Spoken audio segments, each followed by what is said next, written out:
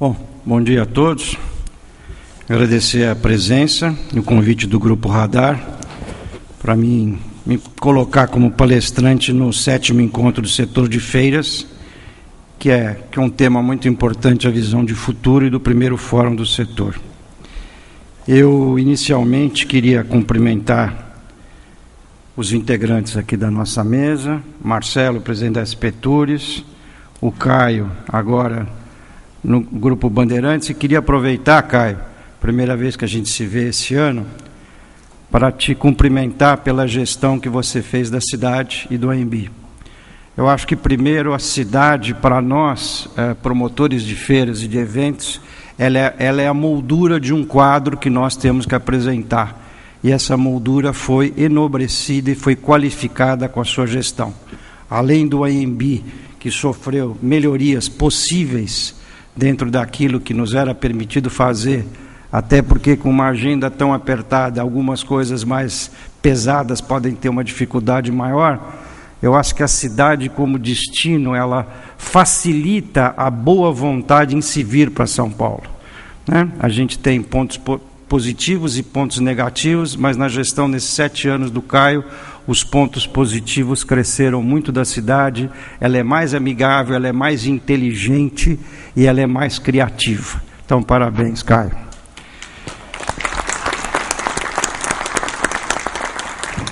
A nossa querida Cris Airosa, pela qualidade dos seus trabalhos, bem-vinda. O meu presidente, se eu não falar bem do meu presidente, estou despedido. Jorge Alves de Souza, presidente do Conselho de Administração da UBRAF, diretor superintendente do Grupo Coromoda, importante pela dedicação que ele tem à entidade e pelas questões das feiras. Alguns empresários têm a vocação de trabalhar pelo coletivo e o Souza é um deles. Quito Manzano, que eu conheci hoje, temos muitos assuntos, porque o marketing promocional é uma atividade que cresceu muito na nossa cidade e ela tem um papel muito importante. Às vezes a gente pode brigar um pouquinho pelas verbas. Eu queria um pouquinho mais de verba nas feiras comerciais e a turma do marketing promocional às vezes avança um pouquinho, mas somos parceiros e esse é o desenvolvimento desta locomotiva que é São Paulo. O professor Luiz Marins, que sempre nos traz os dados positivos do nosso país, e a gente sai daqui sempre com algum conhecimento novo, que a gente repete, viu, professor? A gente rouba todos os seus conceitos aqui apresentados e a gente divulga isso pelo Brasil. Companheiro Sérgio Pasqualin, companheiro aqui de luta, fazer feira não é tão fácil quanto parece, e também companheiro da Academia Brasileira de Eventos. O Otávio, já agradeci, e o Tony. O Tony faz parte dessa construção da moldura da cidade, porque o Convention congrega diversos setores que outras entidades representam individualmente, e eu diria que o Convention Bureau de São Paulo tem a importante tarefa de agregar e congregar diversas vertentes que compõem a cadeia produtiva do turismo de São Paulo. Quando o Otávio pediu para mim vir aqui falar, eu falei, bom, eu não tenho muito o que falar, porque essa plateia, teoricamente, sabe muito mais do que eu e tem mais capacidade do que eu. Mas então eu vou apresentar para vocês um breve resumo e até uma amostra daquilo que a UBRAF faz quando visita os estados brasileiros e visita 16 países apresentando as feiras. É uma breve passagem por que a gente chama de panorama das feiras de negócios do Brasil. Então, por favor, isso. Então, então vamos lá. Eu tenho que apertar algum botão aqui, é isso? Vamos ver se eu acertei. Para frente.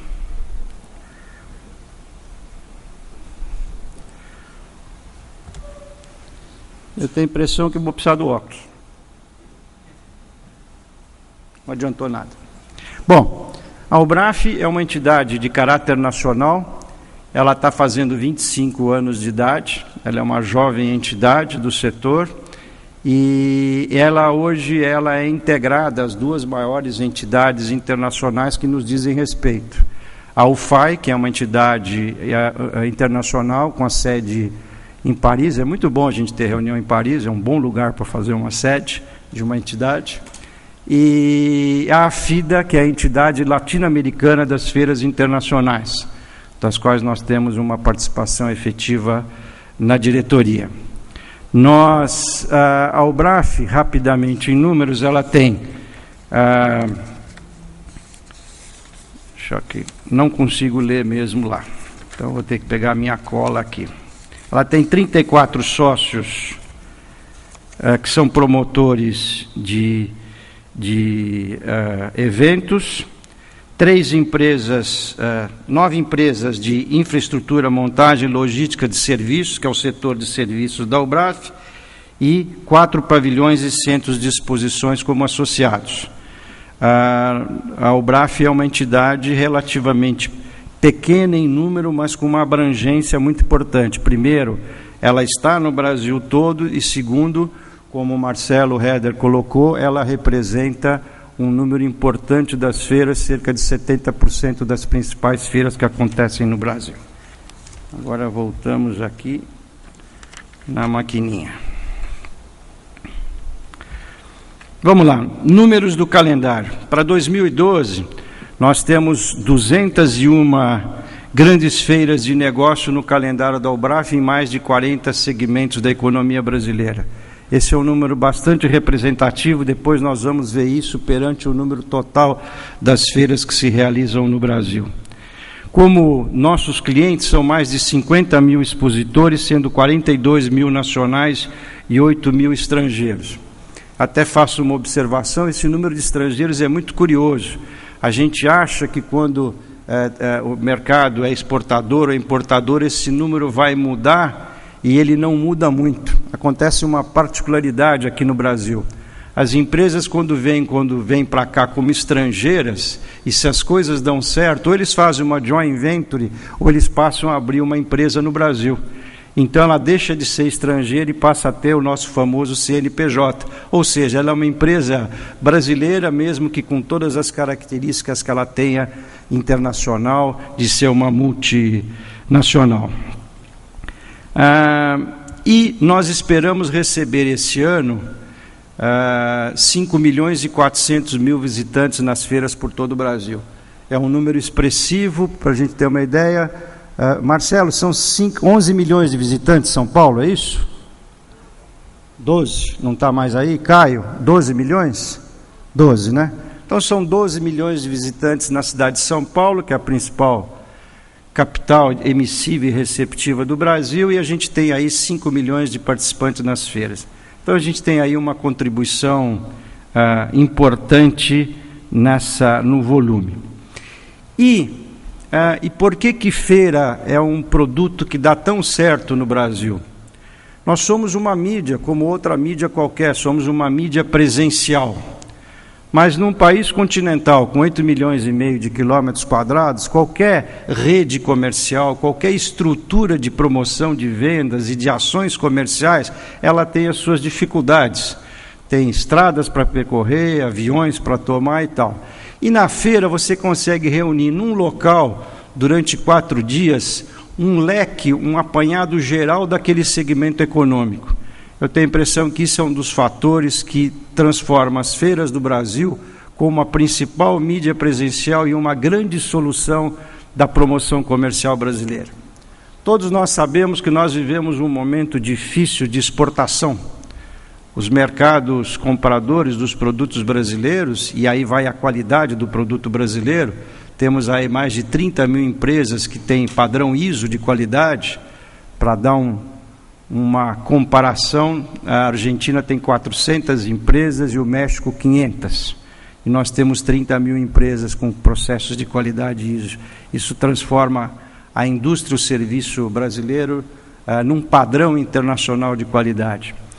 E essa desenvoltura toda em fazer isso faz com que essa ferramenta se permita voltar do mercado interno para o mercado externo, ou voltar ao mercado interno, que é o que nós estamos vivendo hoje no Brasil.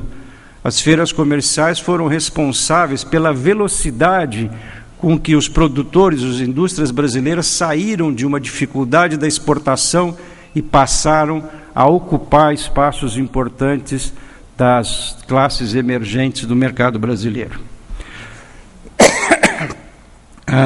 Dessas 201 feiras que acontecem no calendário da UBRAF, que é nacional, 127 são em São Paulo. Então vocês vejam a importância que tem os principais pavilhões aqui da cidade, o AMB, o Center Norte, Imigrantes, Transamérica, Frei Caneca, ainda o velho pavilhão da Bienal, que ainda recebe algumas feiras. Eles são muito importantes para esse desenvolvimento da nossa atividade. Então, 127 de um total de 273 feiras. Então, nós temos na cidade de São Paulo um número de 273 feiras. Esse é um número fantástico e que mostra muito bem como essa cidade ela se dá permitindo que isso aconteça, mas ela oferece a moldura ideal para esse acontecimento. Eu vou mudar mais um aqui. Opa. Vocês conseguem? Dá para ler? Dá para ter uma ideia disso? Bom, quando a gente sai por aí para falar de feiras brasileiras, a gente, além do painel, que é o panorama das feiras dos sócios da UBRAF, é importante a gente assinalar o que acontece no setor de feiras do Brasil, né? Porque a UBRAF, como ela é uma entidade de empresas, muitos organizadores e promotores de feiras, que são sindicatos, associação de produtores, criadores, e o número do agronegócio é fantástico, eles não podem ser sócios da UBRAF por uma questão estatutária. Quer dizer, a UBRAF congrega empresários que pagam impostos, que têm uma série de compromissos. E essas entidades são isentas de impostos, apesar que eles podem promover esses eventos, eles não podem ser associados. Então, nós temos aí um número de 733 feiras no Brasil. E aí eu estava na reunião com a UFAI, e a gente está lá só um ano, então ainda é um processo de aproximação, e o Paul Woodward, que é o presidente da UFAI, perguntou, ele foi nosso convidado aqui, veio ao Brasil depois de uma reunião na Argentina, e mostramos São Paulo, mostramos os centros de feiras, mostramos o Rio de Janeiro, e ele perguntou, mas o número é esse, Armando? Eu falei, olha, o número que nós temos com fonte é esse.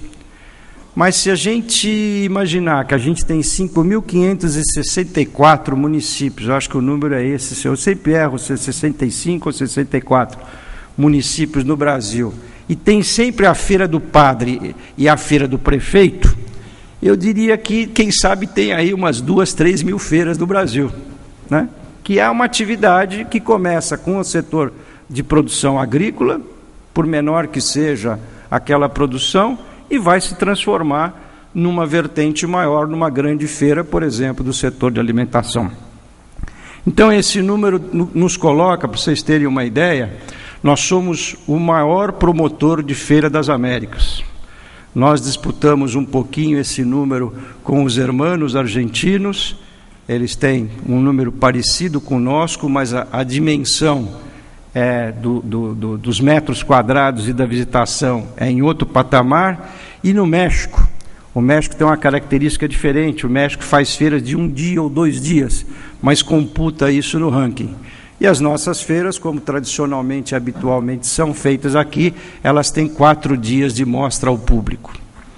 Então, isso é para rapidamente dar uma leitura para vocês do que é esse mercado brasileiro. Uma das atividades que a gente reputa muito importante na promoção comercial que a UBRAF faz, ela visita todos os países praticamente aqui da América Latina, junto com a TAM. A TAM é nossa parceira nessa atividade, sem a TAM a gente não conseguiria chegar, e também a TAM é minha patrocinadora. Eu sou um semi-ser-alado às custas da TAM, quer dizer, eu só viajo da TAM tanto para a Europa como para a América Latina. E esse ano, pela primeira vez, como a TAM também abriu o voo para o México, nós iremos ao México agora numa delegação no mês de abril. É muito importante essa visitação. Isso nós aprendemos com o embaixador Mário Vilalva, diretor de promoção comercial do Itamaraty, levando o calendário, levando a informação às embaixadas e aos agentes de cada um dos países. Então nós temos aqui uma visitação expressiva de uruguaios, argentinos, paraguaios, chilenos, peruanos, colombianos, venezuelanos, e assim por diante. Esse é um trabalho importante. A gente está mostrando ali algumas fotos de algumas ações que nós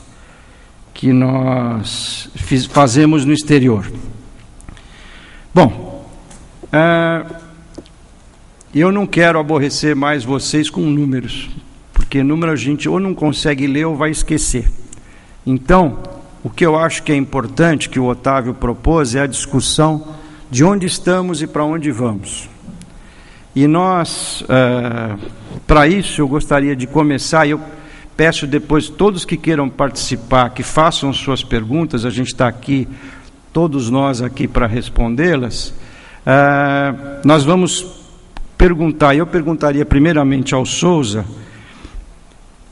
tem que tratar bem meu presidente, né? Como você vê o estágio atual do setor de promoção comercial de negócios no Brasil? E depois eu vou fazer a segunda pergunta, como são as nossas perspectivas para o próximo ano. Então, Souza, por favor. Bom dia a todos. Muito obrigado pela presença. Cumprimentar o Otávio e todos os componentes da mesa, nossos amigos aqui de longa data. Eu acho que para a gente fazer colocar um olhar para o futuro, nós temos que voltar e dar uma olhada no passado. Se a gente analisar que nos últimos 5 anos nós tivemos aumento de espaço no AMB, aumento de espaço no Center-Norte, aumento de espaço que está acontecendo no Transamérica, nós tivemos um crescimento da oferta da área, e essa área ela foi ocupada pelos agentes que se encontravam nos próprios, fazendo as feiras, os promotores. Se nós olharmos, quando o Caio assumiu a SP Tours, nós tínhamos uma hotelaria que chegava para nós e dizia: nós precisamos de feira, precisamos de visitante, porque eles estavam com ocupação hoteleira muito baixa. E hoje eles estão com uma ocupação hoteleira muito consistente e que nos leva a repensar, porque nós não podemos sobrepor grandes eventos. A gente precisa ter essa capacidade de comunicação, essa capacidade de entendimento e a capacidade de pensar junto como vamos trazer para São Paulo um evento que é importante, o que o Caio fala no legado, e para trazer o legado a gente precisa sentar e acertar os detalhes. Muitas vezes faltou aquela conversa direta dos pensadores. Os pensadores têm uma atividade muito longa de trabalho, e às vezes eles vão passando para as equipes, e essa onda ela não chega da maneira adequada para se pensar o negócio.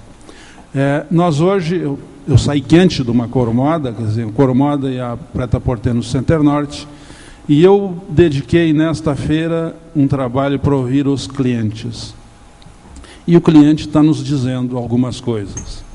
Ele está nos dizendo que os custos estão elevados, e a gente entende que é uma oportunidade, se toda a hotelaria está cheia, está com uma demanda positiva, o preço vai ficar maior, porque eu tenho uma oportunidade de fazer. Mas isso está acontecendo com toda a cadeia de serviços, toda ela está seguindo nesta linha, e nós precisamos repensar. O cliente diz que eu tenho que ir para São Paulo e vendo para São Paulo, mas eu não vendo para São Paulo, eu posso buscar outro destino para a minha promoção, para o meu dinheiro. Então, o futuro, os próximos 5 anos, eles dependem do atendimento de questões pequenas e questões grandes.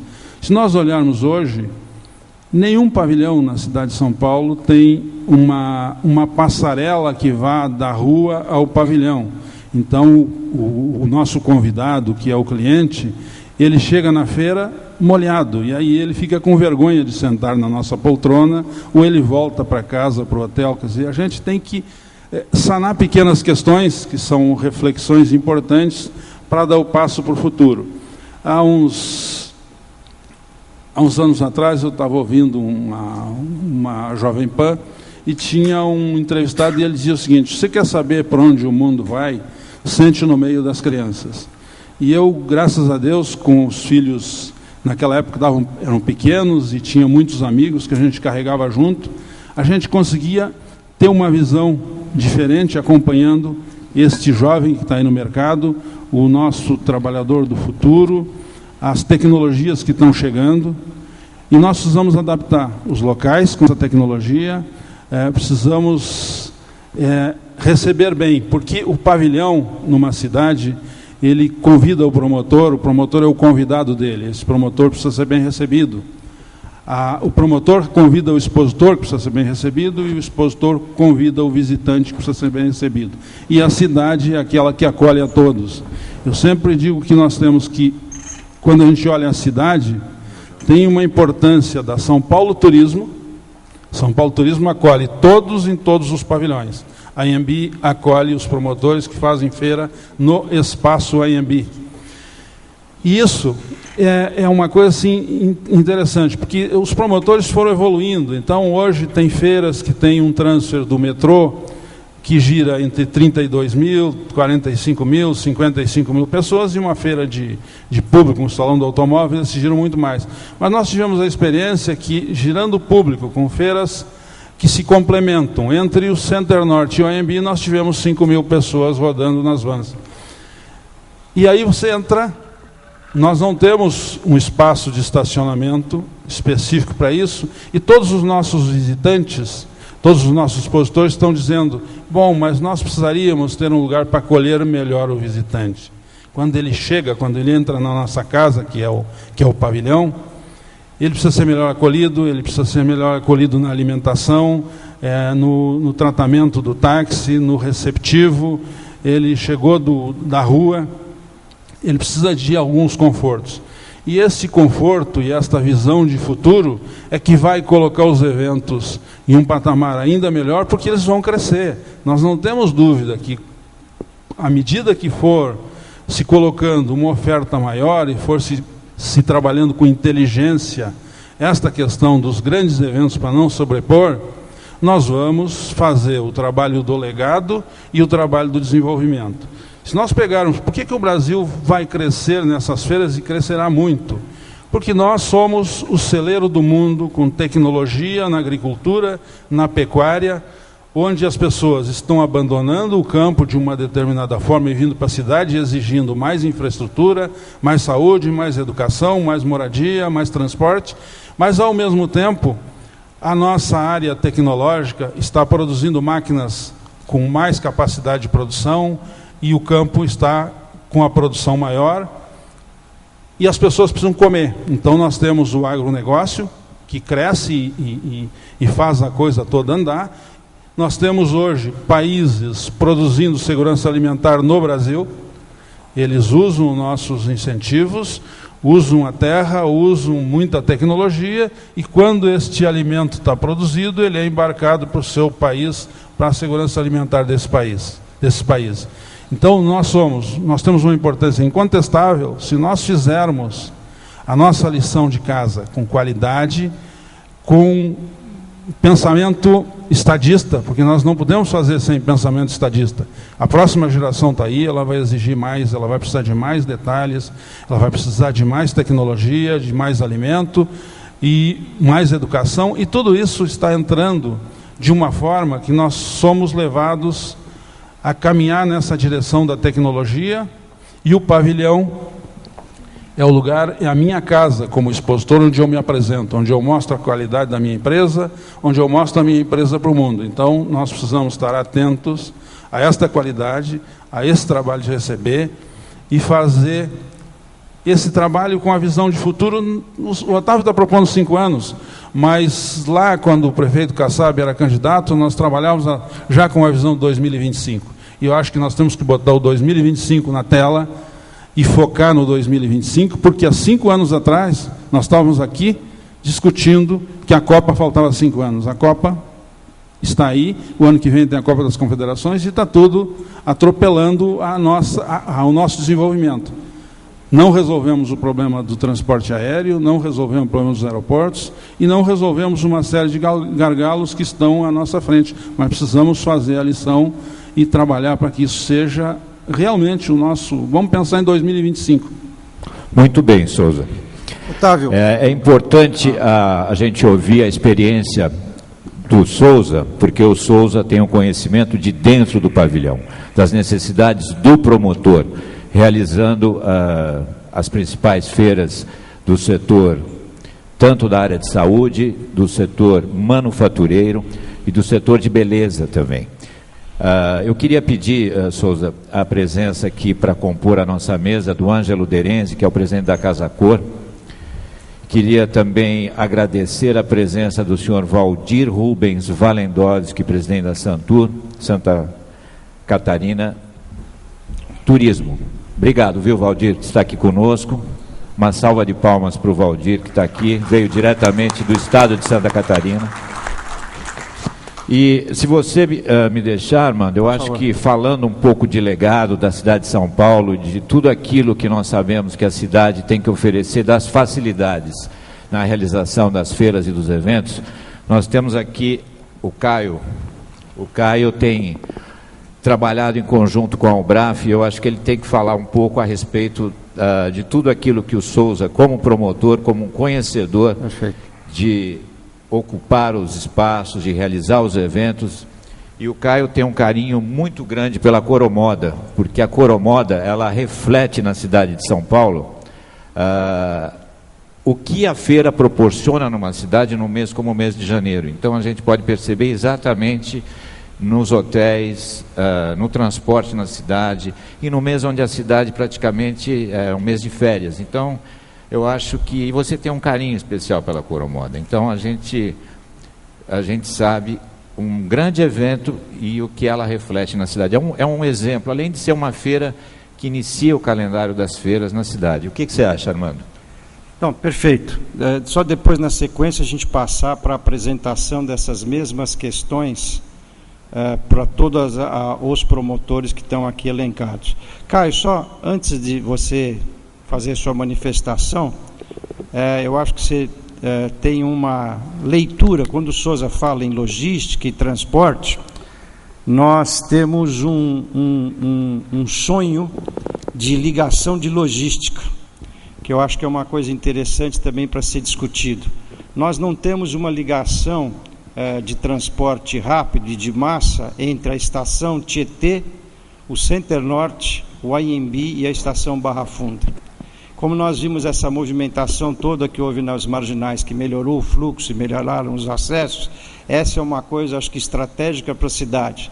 Nós temos as duas estações rodoferroviárias e metroviárias não ligadas, e por incrível que pareça, eu não sei quanto tempo isso demoraria com o monorail, mas de táxi demora 1h15.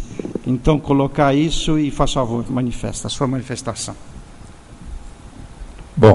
Bom dia a todas, a todos. Eu cumprimento a todos da mesa na pessoa da Cris Airosa, que é a única representante da mulher aqui presente. Tá? Agradecer ao Armando as palavras carinhosas, ao Marcelo, que se retirou, que é uma pessoa que eu gosto muito, que me sucedeu.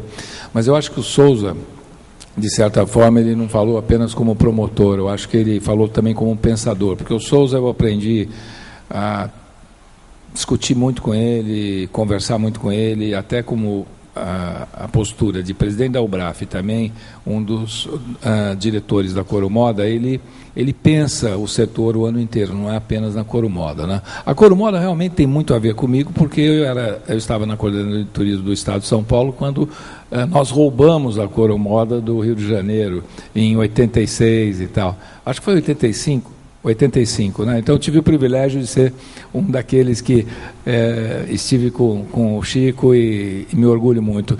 E a outra coisa é que a Corumoda realmente acabou com a baixa estação no mês de janeiro, né? Que é algo importantíssimo e que o Souza abordou. Hoteleiros aqui presentes sabem que São Paulo vive um grande momento na hotelaria nos últimos 5 anos, porque trabalhou de uma maneira inteligente, né? A sua vocação, que é o turismo de negócios, com o mercado das feiras, que na verdade as feiras são a ferramenta principal, né, para movimentar a economia local, e uma agenda cultural que trabalhou o Fique Mais um Dia, né? Ou seja, aquele que vinha por negócio para a feira e depois saía correndo para voltar para o seu destino ou ia para outro local brasileiro, ele acabou ficando aqui porque nós trabalhamos muito fortemente essa agenda cultural com a ajuda aí de todo o setor privado.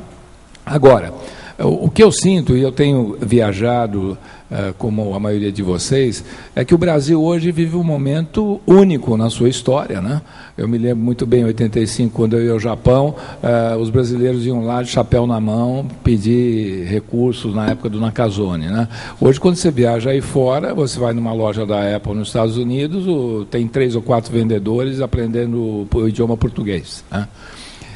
E isso todos nós sabemos. Então o Brasil vive um momento especial, né, uma demanda extraordinária para cá, e eu não diria que nós temos uma Kombi para abrigar essa demanda, mas nós temos uma van.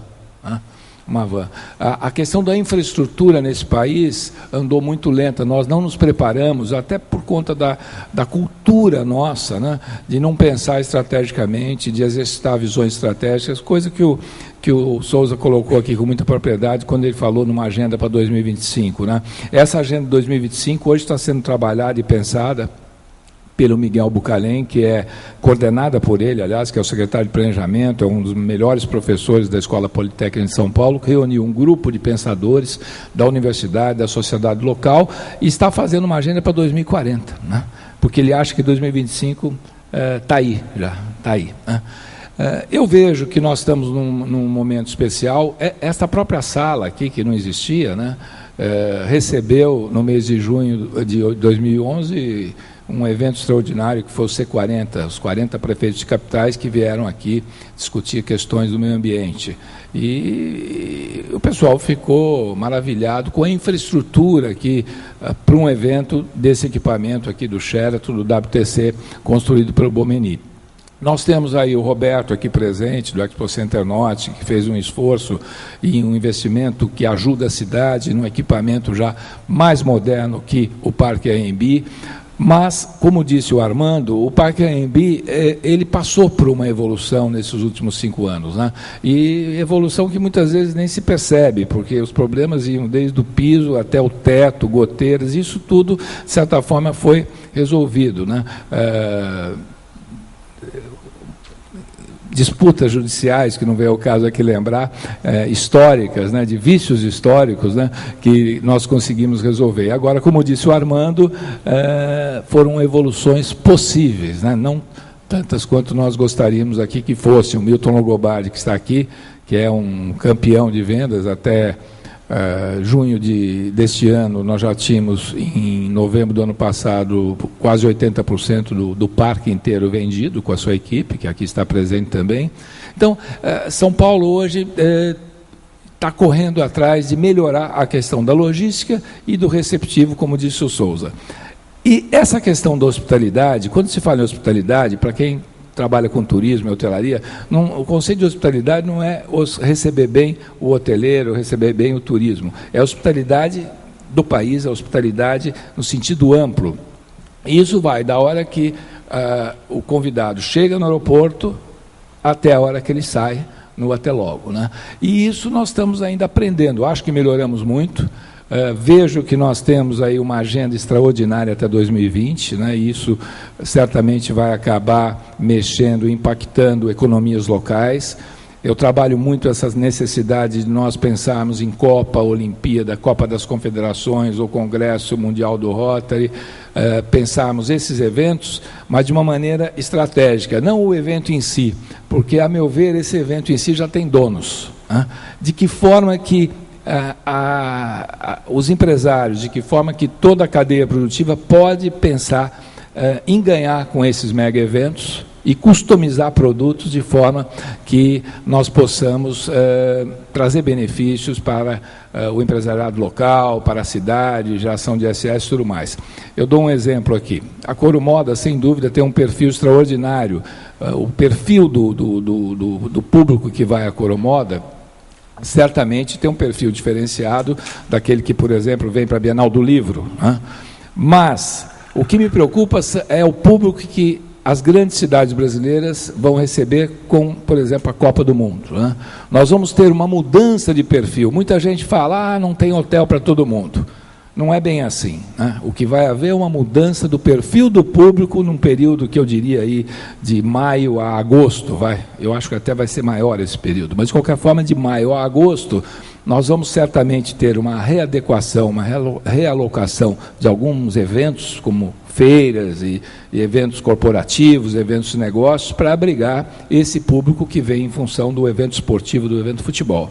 E é claro que esse público que virá para o evento da Copa não vai ficar no hotel 5 estrelas, não vai frequentar os melhores restaurantes, né? É muito mais um público vocacionado para uma Vila Madalena, para um tipo diferente de oferta que ele quer.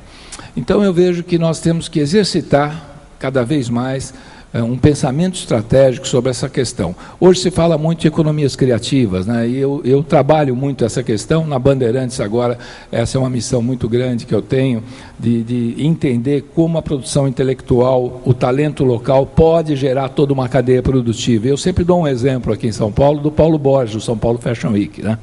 O que o Paulo Borges lá atrás fez, que hoje movimenta, numa edição da São Paulo Fashion Week, aqui em São Paulo, mais de 2,5 bilhões de reais em negócios, né? E de que forma que nós temos que valorizar esses talentos localmente. Eu vejo que as cidades hoje elas precisam ser repensadas, né?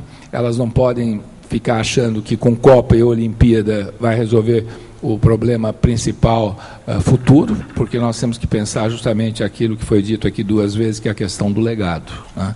O legado. E o legado significa não construir mais 20 mil, 30 mil quartos de hotel, achando que a Copa do Mundo vai receber muita gente, e no dia seguinte esses hotéis vão ficar vazios, nós vamos voltar a 2005, quando nós tínhamos em São Paulo, aí, nos finais de semana, taxas de ocupação de 25%, e o ano aí fechando com 50%, 52%. Né? Então, eu deixo isso também como uma reflexão. É claro que aqui não é o momento de se fazer uma palestra, mas nós vivemos um grande momento, o país vive um grande momento, as oportunidades são muitas, mas nós não podemos nos deixar levar pelo que estão nos dando.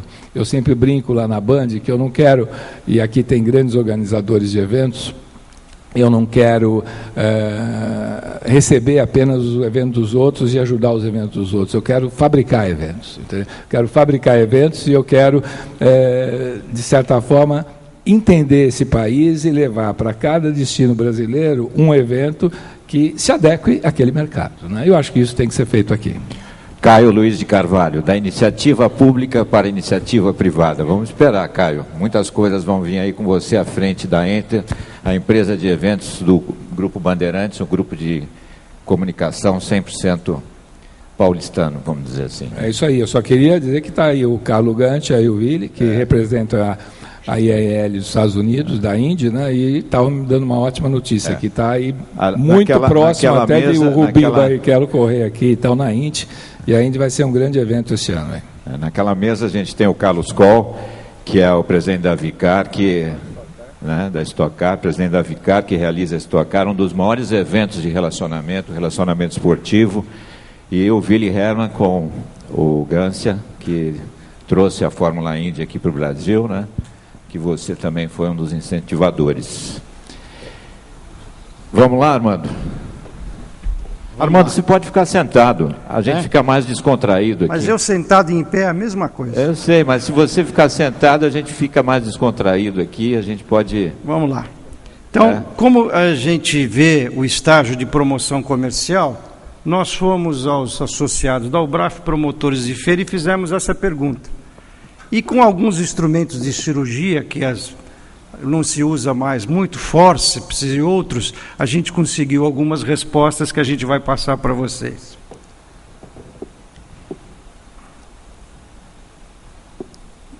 Dá para ler?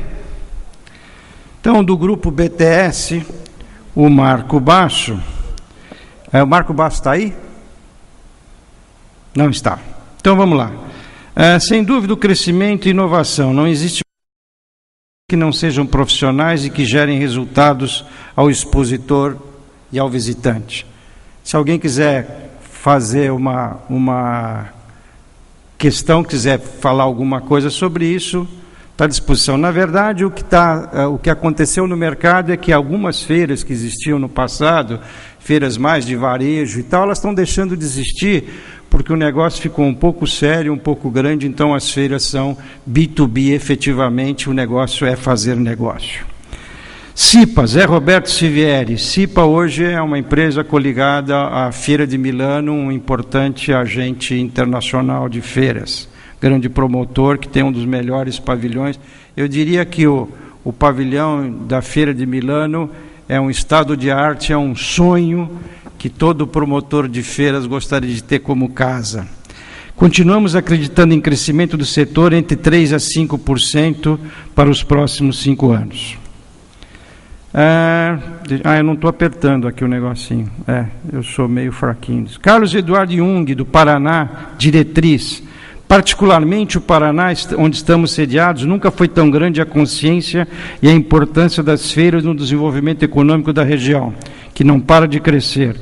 Os eventos ganharam uma nova dimensão, passando a polarizar os sistemas da região sul. Aqui eu aproveito para estabelecer uma coisa interessante. Esse crescimento que o Caio se referiu do Brasil, ele é um crescimento que deixou de ser centralizado na região sudeste. Então a gente viu lá que a gente tem um volume muito grande de feiras da região sudeste, mas com o desenvolvimento de outras regiões, principalmente norte e nordeste, feiras acontecem, e feiras acontecem com muito sucesso em novos mercados. Esse é um segmento bastante interessante que a gente deve olhar para o futuro com muita atenção. Kátia Castro, deixa eu apertar aqui de novo. Vamos lá? Bom, eu vou lendo. Kátia Castro, da Equipe Hotel. O crescimento do mercado brasileiro será gradual, seguro e em percentuais bem administrados para que não crie bolhas indesejáveis. A gente às vezes ouve falar aí nos noticiários econômicos, alguns setores da economia que criam bolhas.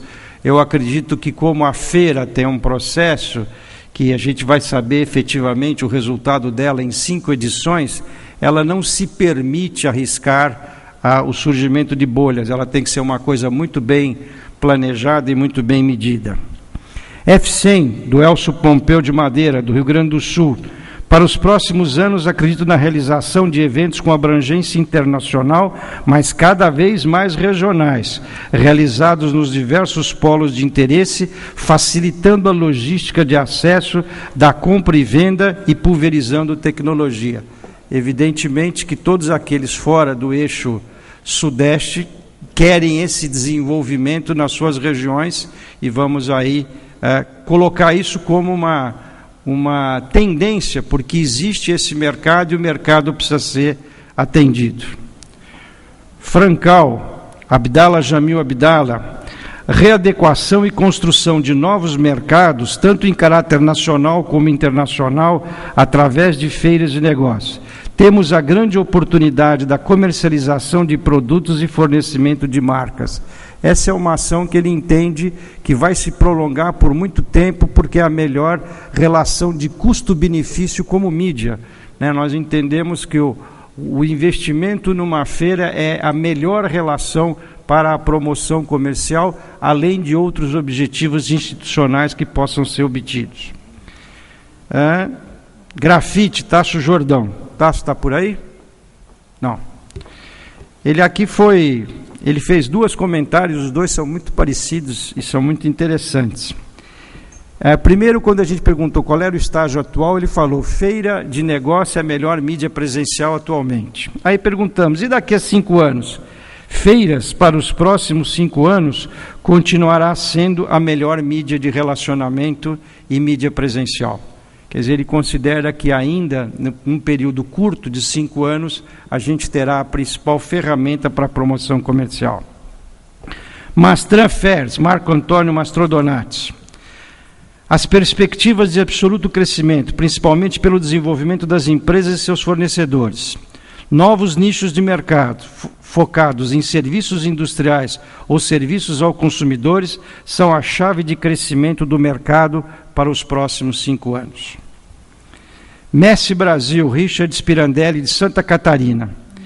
É importante uma política do governo federal para fortalecer eventos regionais, de forma que os investimentos em logística e promoção não fiquem só focados em São Paulo.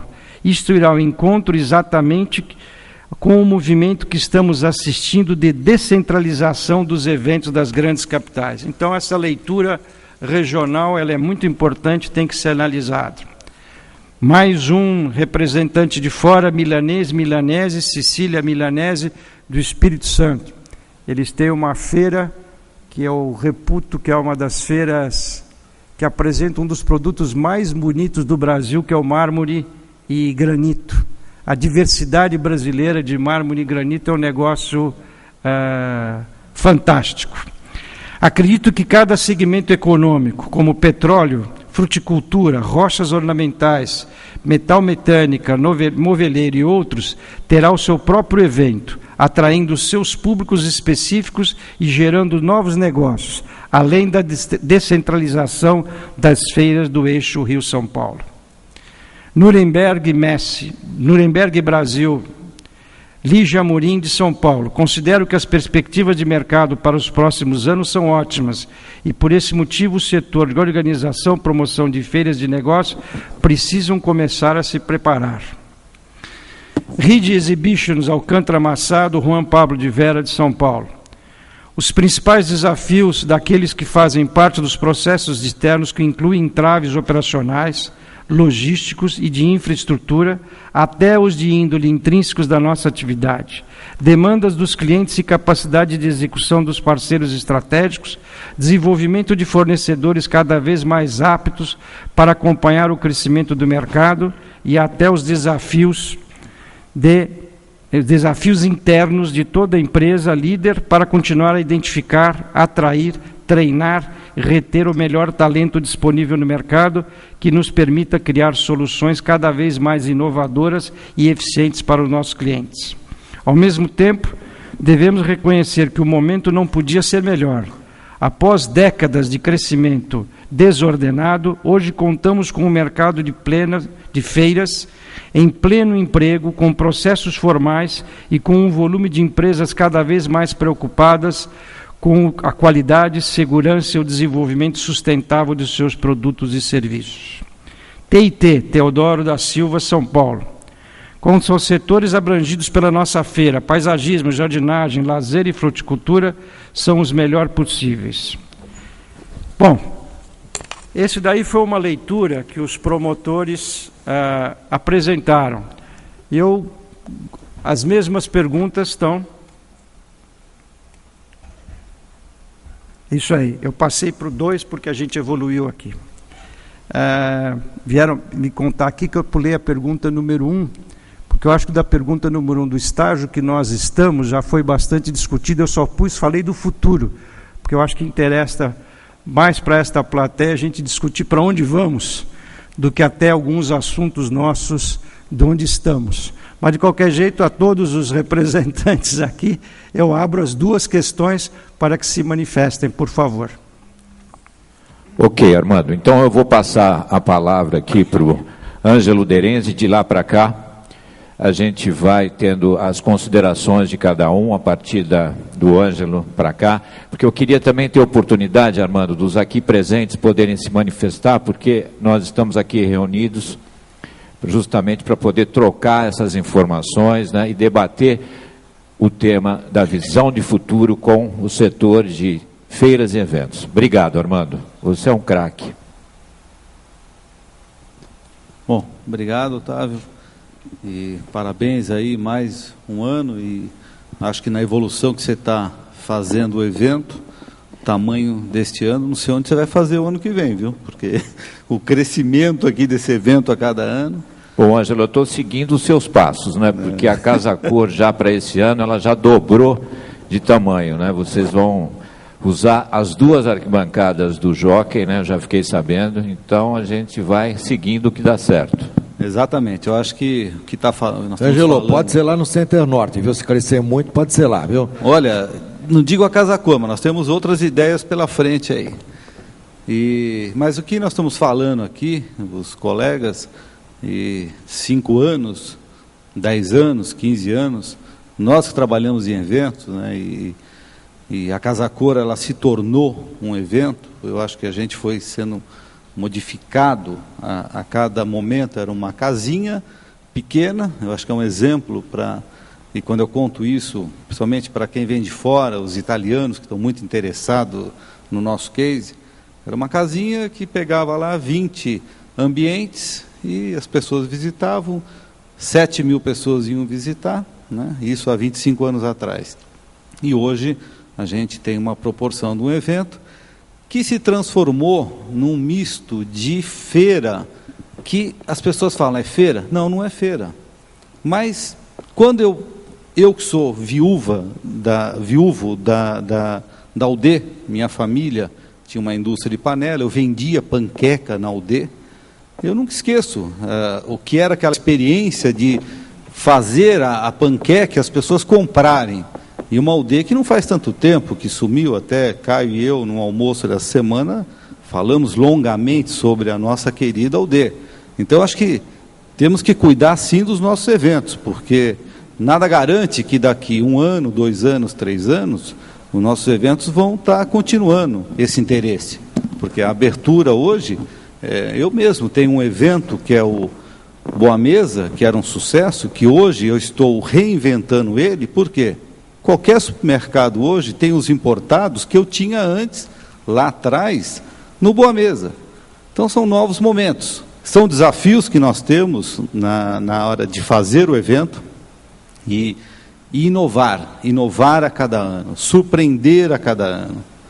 Porque a pessoa que vai visitar o evento, ela tem que ter a experiência, ela tem que ter todos aqueles itens que foram falados aqui do conforto, de não tomar chuva, de ser bem recebido, de ter o banheiro, de ter tudo, que eu acho que a gente percebe quando nós vamos em pavilhões lá fora. Mas também, quando eu vejo ali Feira de Milano falar 5% de crescimento, olha, eu estou indo lá, estou vendo espaço vazio, muito espaço vazio nas feiras italianas, a cada ano. Então vamos ver esse ano, estamos indo para lá agora, comitiva brasileira serão 10.000. O ano passado aconteceu uma coisa, Otávio, uma feira tradicional chamada Abitare del Tempo, que eu vou há anos nessa feira, cheguei na feira, no dia da inauguração, a feira simplesmente tinha diminuído 2 dias de feira, sem ter avisado no site. Cheguei lá, não, mas daqui a 2 dias. Então eu acho que nós temos oportunidade sim, nós nos profissionalizamos, eu acho que a dificuldade, porque cada um que faz evento aqui, pensa como surpreender no próximo ano. Por quê? O consumidor brasileiro, ele está mais exigente, ele está assim cada vez mais querendo mais, sendo melhor tratado, porque a referência sim é lá de fora, a referência que a gente traz é do serviço lá de fora, serviço que eles têm lá, só que agora eles têm o serviço, mas não têm o dinheiro. Então o dinheiro, o emergente, está aqui conosco, está lá na China, que é o grande, nosso vilão pode ser a China, nós sabemos disso. Mas temos oportunidade, eu acho que a excelência que nós vamos ter que fazer, porque a referência do consumidor virou essa qualidade europeia, que está chegando aqui, eles olham para a gente, acho que eles estão assim, sabendo, mas eles ainda querem entrar aqui sem investir dinheiro. Eu acho que eles chegam aqui e falam, olha, a gente quer fazer negócio com vocês, só que eles têm que vir investir, como os brasileiros investem, como cada um aqui nessa sala, para fazer qualquer coisa, a gente investe, a gente cresce, a gente arrisca. Não é fácil você abrir um evento, locar um pavilhão e começar a falar, olha, eu quero agora essa área. E o entretenimento, que eu acho que este foi o grande diferencial da Casa Cor no crescimento, né? Eu acho que hoje o visitante da Casa Cor, que vai lá ver as tendências do melhor da casa, das indústrias, da decoração, da arquitetura, tem um restaurante ótimo, tem um bar, e tem toda uma vontade de permanecer, de ficar mais tempo no evento. Nós investimos muito em pesquisas essas que nos apontam o que temos que corrigir de um ano para o outro, e sempre inventando tema. Como este ano, o tema da Casa Cor é moda. Então, estamos trazendo para o Brasil, e quando eu falo Casa Cor, não é só São Paulo, que nem a gente... Estamos aqui no Jockey Club até 2015, nosso contrato com o Jockey Club, numa nova área mais glamourosa até. E o tema da moda no Brasil inteiro, em 19 cidades que nós estamos, e 4 países, Chile, Uruguai, Panamá e Peru. E em dezembro devemos estar abrindo também com o mesmo tema da moda, lá em Miami, onde acontece um grande evento de arte no mês de dezembro. Então, nós temos assim, nessa união, onde eu estou até fazendo uma homenagem ao Paulo Borges, que foi citado aqui, que é um grande empresário e um mobilizador desse tema, trazer 2 temas, 2 assuntos, moda, decoração, nós vamos movimentar muito mais gente aqui para São Paulo, e acho que os próximos anos aqui, a gente vai, que nem Copa do Mundo, como é que impacta o meu negócio? Eu tenho o Casa Hotel. No Casa Hotel, esse ano, nós vamos ter muitas novidades também. O setor de hotelaria está crescendo muito. Nunca se trabalhou tanto os arquitetos, decoradores e a indústria para esse segmento. Mas não é só Copa do Mundo, não, porque são vocês que ajudam esses hotéis a ficarem com a taxa de ocupação. Caio falou bem, Copa do Mundo vão ser 2 jogos aqui. O estádio lá vai ser do nosso time aí, do Corinthians, que vai ficar com ele... aliás, o mais bonito, teve gente que olhou feio, eu vi ali na primeira mesa, nosso time. Então, eu acho que isso é uma coisa. E acho que a pauta que talvez para São Paulo, apesar de 2025, né, eu acho que é São Paulo conseguir ser, como Milão está trabalhando agora, a Expo Milão 2015, se a gente conseguir Expo São Paulo 2020, que eu acho que isto que é o grande... sempre você pensar 5 para frente, você vai vindo. Ontem eu jantei com um arquiteto que está trabalhando muito forte, um italiano, para Roma levar a Olimpíada de 2020. Então ele mostrou o projeto para mim, porque ele acredita que a Olimpíada vai ajudar a Itália a sair dessa draga que eles estão. Vão concorrer com Barcelona e com o Japão. Barcelona teve há pouco tempo e Itália foi em 1960. Então, esses eventos é que mobilizam, e eu acho assim, Casa Cor entrou neste mundo, Caio até nos ajudou, junto com o Kassab, sendo o evento oficial da cidade, tornando-se o 2º maior evento de decoração do mundo. Só perdemos para Milão, não quero ser maior que Milão, não queremos nada disso, porque Milão é a cidade toda. Aliás, o que vai acontecer em Milão este ano, tem eventos que vão acontecer aqui em São Paulo. Tem gente que repetindo a fórmula de Milão, já começando a fazer um evento de Design Week aqui em São Paulo. Nós vamos ver acontecer isso no 2º semestre aqui. As pessoas vão falar isso em breve, já tem notícia na rua.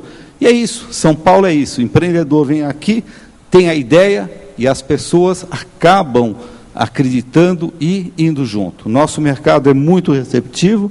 E eu acho que assim, Casa Cor está fazendo parte deste jogo, desta brincadeira que eu costumo falar, e tornando assim, decoração, que era uma coisa de poucos, virou uma coisa empresarial realmente.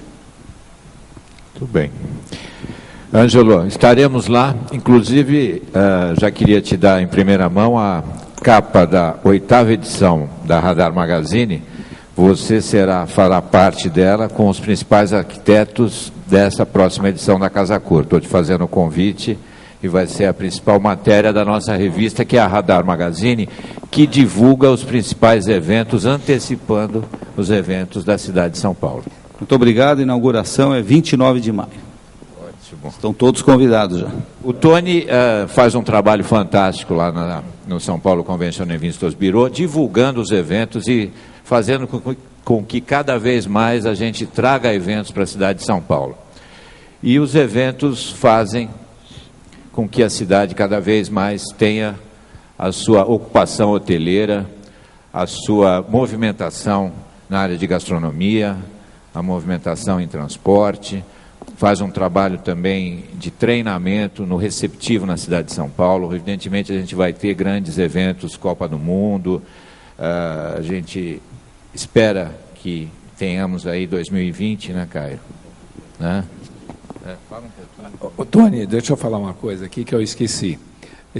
Na semana passada, eu tive a convicção de que nós vamos ter o Expo Pirituba, lá que eu sei que em algumas áreas é um assunto até um pouco polêmico, mas eu tive a informação de que, além das duas construtoras que já estavam no projeto, que era a Odebrecht e a Camargo Correia, entrou Andrade Gutierrez também, né? E todo o foco é 2020 a Expo, né? Então, as três, mais do que qualquer gestão municipal ou estadual, ou uma questão política, as três estão trabalhando em função da viabilização da Expo 2020 em São Paulo, né? Eu fiquei sabendo em detalhes e fiquei animado, coisa que eu não sabia antes, eu fiquei sabendo agora do lado de cá. Tá? Então, acho que é bom para a cidade. Óbvio que isso tem um acerto, né, em relação aos equipamentos existentes, mas, de qualquer forma, Tony, isso é para você trabalhar já 2020. Né? Tony, com tudo que o Armando colocou, eu queria que você falasse um pouco também, né, participasse com a sua visão de futuro. Quanto tempo eu tenho? 5 minutos. Bem, bom dia a todos. Em nome da Anne, que é a nossa presidente do São Paulo Convention Bureau, eu dou bom dia para todo mundo que está aqui. Outra coisa muito interessante com relação ao evento, né? Esse evento tem muita qualidade e não quantidade, porque aqui está pensadores da nossa indústria que, para nós, agrega muito valor. E agradecer ao Otávio, porque ele foi o segundo organizador de eventos que implantou o evento Tex. O Convention Bureau vive do Runtex, depende muito dos visitantes que vêm à nossa cidade e se hospedam. E num trabalho que a gente começou ano passado lá com o Peter, do Atelier News, e agora o Otávio abraçou essa causa, o Fórum Panrotas também. Ou seja, a gente tem procurado novas fontes de recursos para que o Convention Bureau possa continuar trabalhando, não sobrecarregando apenas a hotelaria no seu repasse de recursos para a entidade, mas que, através de outros recursos, inclusive dos visitantes de feiras, de congressos, a gente possa fazer muito mais pela própria cidade. Esse negócio de São Paulo Turismo e São Paulo Convention não me incomoda, porque eu fiz uma PPP, né, Caio? Eu levei tão a sério a parceria público-privada que acabei casando com a Carol. Então, a gente tem uma relação que consegue conviver entre as duas entidades com todo respeito e fazendo a sua divisão, cada um com a sua atribuição, mas que a gente trabalha junto. E a grande vantagem do Convention Bureau e o trabalho que a gente faz com a São Paulo Turismo é que a gente procura ser um agente de fomento, um agente promocional da cidade. A gente sempre fala que o Convention Bureau é uma entidade mercadológica, ela sempre procura pensar em marketing. Enquanto as entidades classistas, as entidades que fazem o seu papel muito bem, elas conseguem defender os interesses do empresário de cada segmento, de cada negócio. A Airosa, que fez a nossa festa em 2005, até hoje todo mundo fala dessa festa que foi feita lá na Casa das Caldeiras, que o Convention fez a sua marcação de início de gestão. Eu queria cumprimentá-la aqui em nome da mesa toda. A única coisa que eu fico preocupado, e a gente tem feito uma série de almoços com gerentes gerais, vamos fazer agora com os promotores, organizadores, a gente tem criado uma série de fóruns para debater alguns assuntos, é o excesso de otimismo com relação à nossa própria cidade. Ou até mesmo os destinos ao redor, que é onde o Convention também tem atuado em parceria com Atibaia, com Guarujá, agora com Campinas, e com outros destinos importantes aqui da Grande São Paulo, para que a gente não perca eventos. O excesso de otimismo é que São Paulo tem os seus picos de ocupação, tem os seus picos em espaços de evento, porém ele não é sempre assim. E a hora que a gente acaba colocando que a cidade ela está bombando, que a cidade está muito, muito bem, a gente acaba tendo até eventos que nem passam mais por aqui. Eventos do padrão ICA, por exemplo, que são eventos menores, eventos internacionais, há muitos organizadores que, por achar que São Paulo está caro, que São Paulo não tem lugar, já vai procurando outras opções. E, ao procurar outras opções, a gente acaba perdendo a oportunidade de enquadrá-los dentro de uma agenda positiva. A gente trabalhou no PAMESP, que é um mapa que está aqui, que eu não vou abrir, mas é um calendário que mostra todos os dias da semana, por 3 meses, todos os eventos que acontecem. Isso acaba facilitando o organizador a saber se naquela semana, naquele dia, uma coromoda não pode acabar atrapalhando um outro evento que poderia ser feito numa outra data por um preço menor na hotelaria. Ou seja, a gente tem tentado facilitar a vida dos organizadores e dos promotores com uma ferramenta física, uma ferramenta tangível, para que a gente possa estar sempre orientando e fazendo o papel do Convention Bureau, que é fomentar eventos, trazer mais eventos para as cidades, mas eventos esses que podem ser enquadrados dentro de outras datas, para que a gente possa ter uma ocupação estável, que a gente possa ter equipamentos como esse brilhante Golden Hall de uma forma estável e que a gente possa ter sempre eventos. Um dos trabalhos que a gente tem feito com a São Paulo Turismo, nas datas de pico, que fizemos isso no final do ano passado e vamos fazer agora no Carnaval, é o São Paulo Best Week, ou seja, estabelecer promoções, descontos, para que estabelecimentos possam se filiar a esse programa e todo visitante, ou mesmo paulistano, que é o novo turista da cidade de São Paulo, ele possa entrar no site e desfrutar tudo que a cidade tem. Além dos visitantes que nós temos, e nas feiras comerciais não é diferente, um percentual muito representativo de compradores das feiras comerciais está em São Paulo, são os próprios paulistanos. Isso faz com que também os visitantes paulistanos conheçam essa cidade que ainda não conheceram. Essa nova classe média, essa classe emergente que está descobrindo São Paulo, a gente observa isso muito na Paulista, a gente observa isso muito no centro. São pessoas que vêm da periferia e acabam desfrutando coisas que elas nunca tinham visto. Vão lá no Centro Cultural do Banco do Brasil, vão na Pinacoteca, vão no Museu da Língua Portuguesa, vão no Museu do Futebol, e aí começa a descobrir uma nova população que tem um potencial enorme de deixar mais receita para a própria cidade.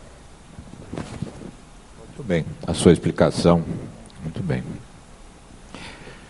Parabéns. Mais uma vez você falando aquilo que a PAMESP, que é principal. O que eu acho importante, Tony, são os buracos que existem na agenda de São Paulo, no acúmulo de feiras na mesma semana e buracos aonde não se tem eventos. É uma pinha, mas ele todo vai... mundo quer fazer eventos na mesma semana. É isso aí. Olha, isso daí o Tony deveria acelerar, que na verdade o que ele está dizendo é de nós precisamos elaborar o calendário, não só aqui no Brasil, o chamado Blue Days, né? O calendário dos Blue Days, os chamados dias azuis. E aí você pode fazer a gestão correta desse calendário, como os espanhóis fizeram em 83. Né? Em 83 a Espanha tinha o seu calendário dos dias azuis. Eu acho que cabe perfeitamente nesse mercado de eventos esse calendário. Inclusive vocês vão receber na saída esse calendário da PAMESP do São Paulo Convention and Visitors Bureau. Milton Longobardi, o AMB, que é o nosso pavilhão, principal pavilhão, né, que a gente sabe as necessidades, a gente sabe as qualidades, não só o pavilhão do AMB, mas também o Sambódromo, onde são realizados shows, eventos de diversos segmentos, né? Recentemente tivemos lá o show da XYZ, que foi um grande sucesso. Eu queria que você falasse um pouco do calendário para os próximos 5 anos, né? A gente está falando de visão de futuro. Os promotores realizam e programam as suas feiras com muita antecipação, né? E o Caio aqui tocou num assunto muito importante, que é as mudanças de calendário junto aos eventos, os grandes eventos como Copa do Mundo, nos meses de maio, junho e julho, né? Então eu queria que você falasse um pouco sobre a sua visão de futuro e também sobre esse aspecto da agenda, desse legado que vai ser deixado aqui, seja para a próxima administração. Espero que você esteja lá também, mas a gente não sabe o que pode acontecer, né? Obrigado, Otávio. Sem dúvida nenhuma, é um prazer estar falando desse legado importante que vai ser deixado. Mas, primeiramente, eu queria parabenizar você, Otávio, a Roberta, todo o Grupo Radar, pela oportunidade que dá de visibilidade para esse setor que é tão importante, que gera milhares de postos de trabalho aqui na cidade, nos mais diversos níveis, e, sem dúvida nenhuma, é das alavancas do desenvolvimento de São Paulo, nessa fase que a cidade está em fase de serviço. Bem, se nós formos analisar o aspecto histórico nosso, sem dúvida nenhuma, hoje, em 2012, nós estamos muito melhor, eu vou dizer que 2005, que foi quando o Caio gentilmente nos convidou para ir lá para São Paulo Turismo, E, sem dúvida nenhuma, ou seja, o que era a cidade de São Paulo até 2004, o que ela é hoje, ela é totalmente diferente. Sem dúvida nenhuma, teve a visão estratégica do Caio, o apoio inicialmente do prefeito Serra, e, sem dúvida nenhuma, é das alavancas do desenvolvimento de São Paulo, nessa fase que a cidade está em fase de serviço. Bem, se nós formos analisar o aspecto histórico nosso, sem dúvida nenhuma, hoje, em 2012, nós estamos muito melhor, eu vou dizer que 2005, que foi quando o Caio gentilmente nos convidou para ir lá para São Paulo Turismo, e, sem dúvida nenhuma, ou seja, o que era a cidade de São Paulo até 2004, o que ela é hoje, ela é totalmente diferente. Sem dúvida nenhuma, teve a visão estratégica do Caio, o apoio inicialmente do prefeito Serra, posteriormente do prefeito Kassab, e, sem dúvida nenhuma, o que é muito importante também, são a visão de empreendedores, como a família Baumgartner, que está aqui na frente, que tem o Center Norte, todo aquele complexo que tem lá, além dos centros de exposições, belíssimamente gerido pelo Pasqualim, outros empreendedores como a Luísio Faria, o Frei Caneca, que também, enfim, uma série de outros centros de convenções aqui foram evoluindo. Eu diria que o nosso estágio está muito bom hoje, conforme foi colocada a pergunta do Armando aí. Mas, como a visão do prefeito Kassab já em 2020, que cada dia que eu ouço falar do Expo São Paulo é uma alegria, ou seja, a cidade está se preparando para o futuro, né? E, logicamente, as mesmas controvérsias que tiveram quando o Caio de Alcântara Machado saiu da Bienal do Ibirapuera para construir o AMB, né, o Centro Interamericano de Feiras de Negócios, as críticas que ele ia para o outro lado da Marginal, as mesmas críticas nós estamos tendo para a Expo São Paulo. Mas, sem dúvida nenhuma, o tempo corrigirá essas miopias que algumas pessoas têm. Mas eu acho que o importante é o seguinte, nós não podemos nos iludir, né? Da mesma maneira que evoluímos no âmbito empresarial, de entretenimento da cidade, a visão, né? Aprendi turismo com o Caio, com a equipe maravilhosa que ele trouxe para lá, como a Luciane Leite, que aqui está, de que a cidade só é boa para o turista quando é boa para quem nela vive, né? Que a praia é a nossa cultura, enfim, que destino de praia é commodity, né? Então a gente precisa ter um destino de negócio, não queremos máquina fotográfica, queremos iPad, na época lá era laptop, agora é iPad. Enfim, todo esse conhecimento, esse pensamento estratégico que o Caio nos ensinou lá e trouxe uma equipe maravilhosa, que parte dela está aqui representada, que é um trabalho, um esforço de muitas pessoas lá para fazer o que é feito, todas essas estatísticas, o Observatório do Turismo, tudo, a parceria com o Convention Bureau e com os demais centros de convenções, que eu acho que uma das coisas importantes é que a nossa concorrência entre os centros de convenções, centros de eventos aqui em São Paulo, não é uma concorrência predatória. Todos os centros de convenções, nós trabalhamos juntos, em primeiro vendendo a cidade, junto com o Convention Bureau. Depois que o evento está aqui, aí nós disputamos. E nunca disputamos na base de preço, nunca disputamos com guerrilha, tudo. Então isso também, sem dúvida nenhuma, fez com que a cidade fosse respeitada profissionalmente, graças às pessoas que aqui estão, são todos profissionais e que pensam estrategicamente. Mas eu gostaria de mencionar uma coisa aqui, que é a seguinte: nós não podemos nos iludir com os bons ventos e o momento que nós estamos muito bom. Parte disso que nós estamos com o vento a favor, né? Desnecessário dizer da crise que assola o eixo Elizabeth Arden. Então, muitas das coisas que vêm para cá hoje é porque não tem outro lugar melhor para ir.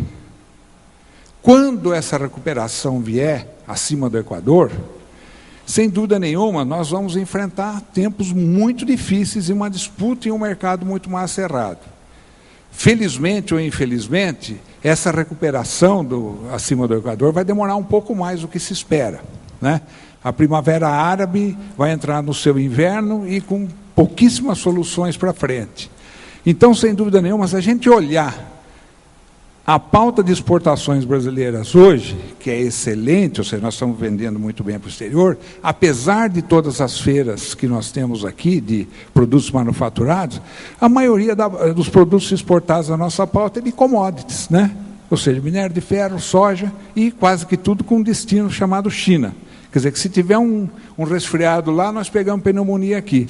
Então, aonde está a diversidade da nossa pauta de exportações, que deve ser fruto das feiras de negócios que nós aqui realizamos. Elas hoje não se refletem na nossa pauta de exportações, e isso significa uma interrogação muito grande na nossa frente. Então, se nós olharmos o nosso país hoje, nós temos excelentes condições, mas muito mais pelas condições ruins dos outros países do que pelos nossos próprios méritos. Então, sem dúvida nenhuma, eu não estou querendo ser uma Cassandra pessimista aqui, mas nós precisamos trabalhar para fazer com que a nossa pauta de exportações reflita essas feiras e eventos e negócios que aqui nós temos hoje, belíssimas em todo o Brasil, não só em São Paulo. Então, eu queria deixar esse pensamento, né? Nós estamos pensando aqui estrategicamente até 2040, até mais para frente, mas acho que é uma coisa que nós temos que pensar. Como nós podemos voltar, que já fomos no passado, exportadores de produtos manufaturados com grande valor agregado. Obrigado, Milton. Muito importante a sua colocação. Eu acho que isso reflete diretamente no nosso setor. Eu posso observar isso no dia a dia, que a gente está presente no chão das feiras, né? E a gente tem esse contato. E você tem essa visão. Isso é muito importante. O Quito Manzano é o presidente da AMPRO. A AMPRO, Associação de Marketing Promocional, ela tem uma participação bastante grande no setor de feiras, de eventos. Quito, tive o prazer de te conhecer hoje, um jovem à frente da AMPRO. Eu queria que você, com tudo que a gente está falando aqui, que você falasse um pouco qual que é a sua missão agora à frente dessa entidade que tem uma grande participação em tudo que a gente percebe, a gente vê dentro das feiras, dentro dos eventos, enfim.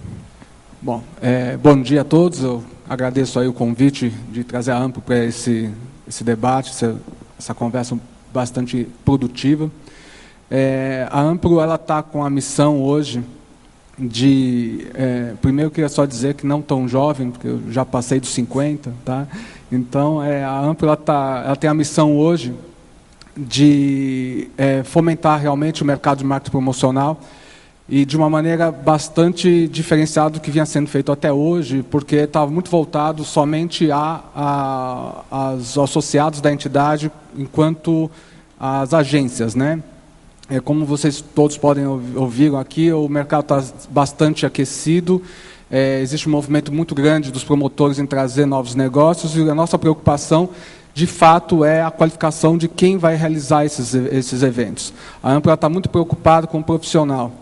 O profissional hoje de marketing promocional, o produtor do evento, ele não tem um reconhecimento do mercado, ele precisa ter esse reconhecimento, ele precisa se sentir fazendo parte desse processo de crescimento do negócio, e a AMPRO está realmente preocupada com isso. E o nosso objetivo daqui para frente é valorizar esse profissional, trazer esse profissional para dentro da entidade, fazer com que ele seja reconhecido como um fator importante no processo de valorização do negócio e a qualificação dele.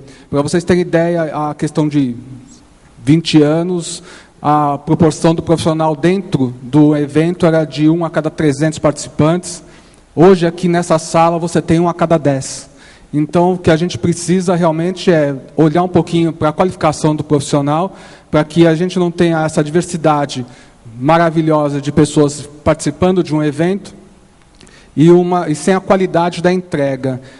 O profissional que faz o evento aqui hoje é o mesmo profissional que vai fazer a Copa do Mundo, é o mesmo profissional que vai fazer a convenção e é o mesmo profissional que vai estar dentro de um evento, de uma feira. Tá? O que a gente precisa realmente é trazer qualificação para esse profissional, para ele entender toda a preocupação que o setor tem para que a entrega e o crescimento seja importante. Então, é essa a nossa missão dentro da AMPRO hoje. Tá? Fica aqui o convite para as pessoas conhecerem, através do site, o que a AMPRO tem feito como resultado aí de alguns anos de trabalho. É uma entidade muito nova, mas que pode ter certeza está buscando o seu valor dentro do processo e vai ser um ponto significativo em todo o resultado de crescimento do setor de negócios para a gente. É isso. Obrigado, Quito. Qualificação profissional, Armando, estão em todas as respostas que os promotores deram à pergunta Visão de Futuro. Então, a gente sabe disso, a Cris Airosa está aqui também, ela que vive isso no dia a dia. A qualificação profissional no setor de eventos é necessária para que se possa ter um resultado e as pessoas possam trabalhar dentro dos pavilhões.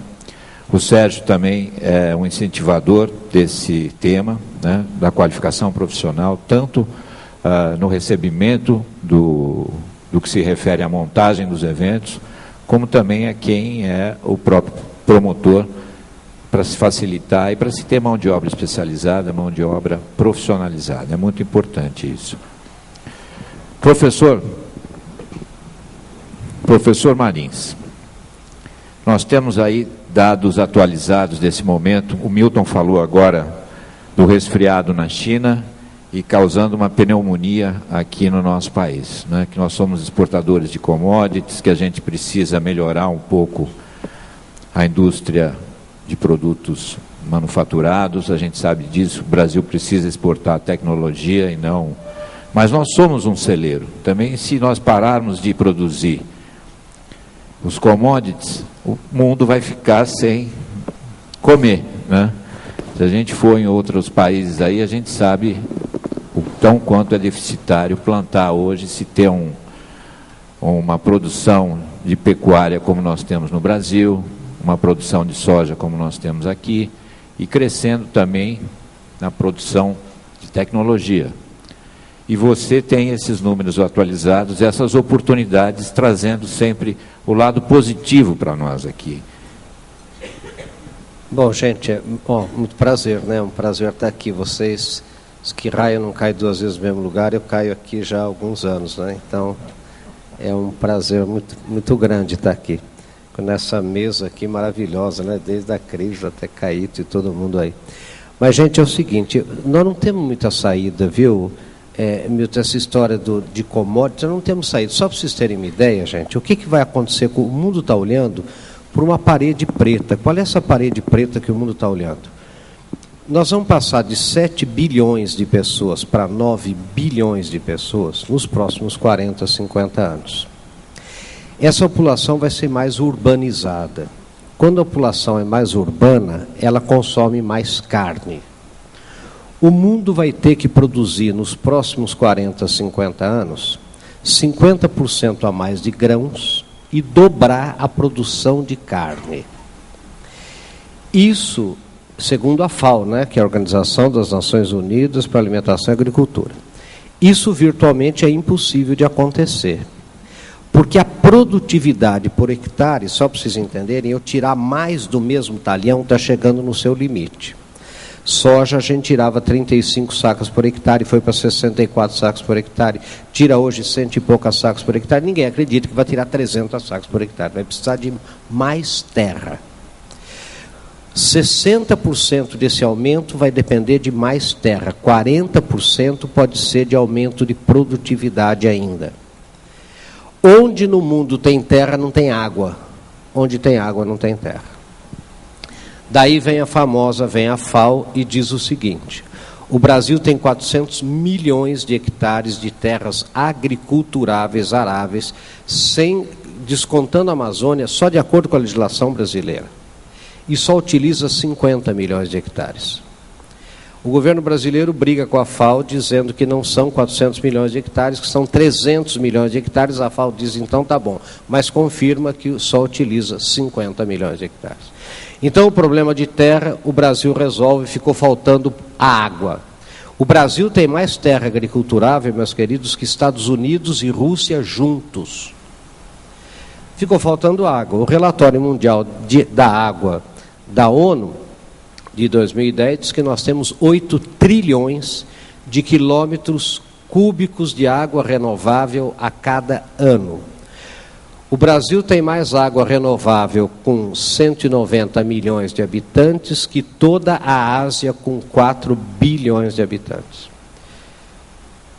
Então é o seguinte, não é por causa da Amazônia. O Piauí, para terem uma ideia, que é uma das regiões mais secas do Brasil, tem 35% mais água que o Corn Belt americano, o cinturão do milho dos Estados Unidos, maior produtor e maior exportador. Então vocês estão vendo aí, eu tive até no Congresso Nacional aí discutindo isso, a compra de terra por estrangeiros. Os chineses querem saber a dúvida dos chineses é só uma: quanto custa um tal de Tocantins? Né? Eles querem comprar Tocantins. Né? O pessoal do centro-oeste americano quer comprar um tal de Goiás. O outro, quer dizer, porque o mundo vai produzir alimentos realmente no Brasil. Então, isso também, não se preocupem, vai levantar também o nosso vizinho Argentina, né, que tem todas as possibilidades também dessa produção. Agora, não tenha dúvida, o Brasil tem a maior tecnologia agrícola hoje. O Brasil, então, não tenha dúvida. E o que aconteceu no mundo? Eu acho que depois eu podia... Aconteceu, gente, que a Europa acabou. Né? Os Estados Unidos estão numa crise muito grande. Os Estados Unidos estão sofrendo uma crise que é a seguinte: eu estou falando do povo americano, eu que dou aula.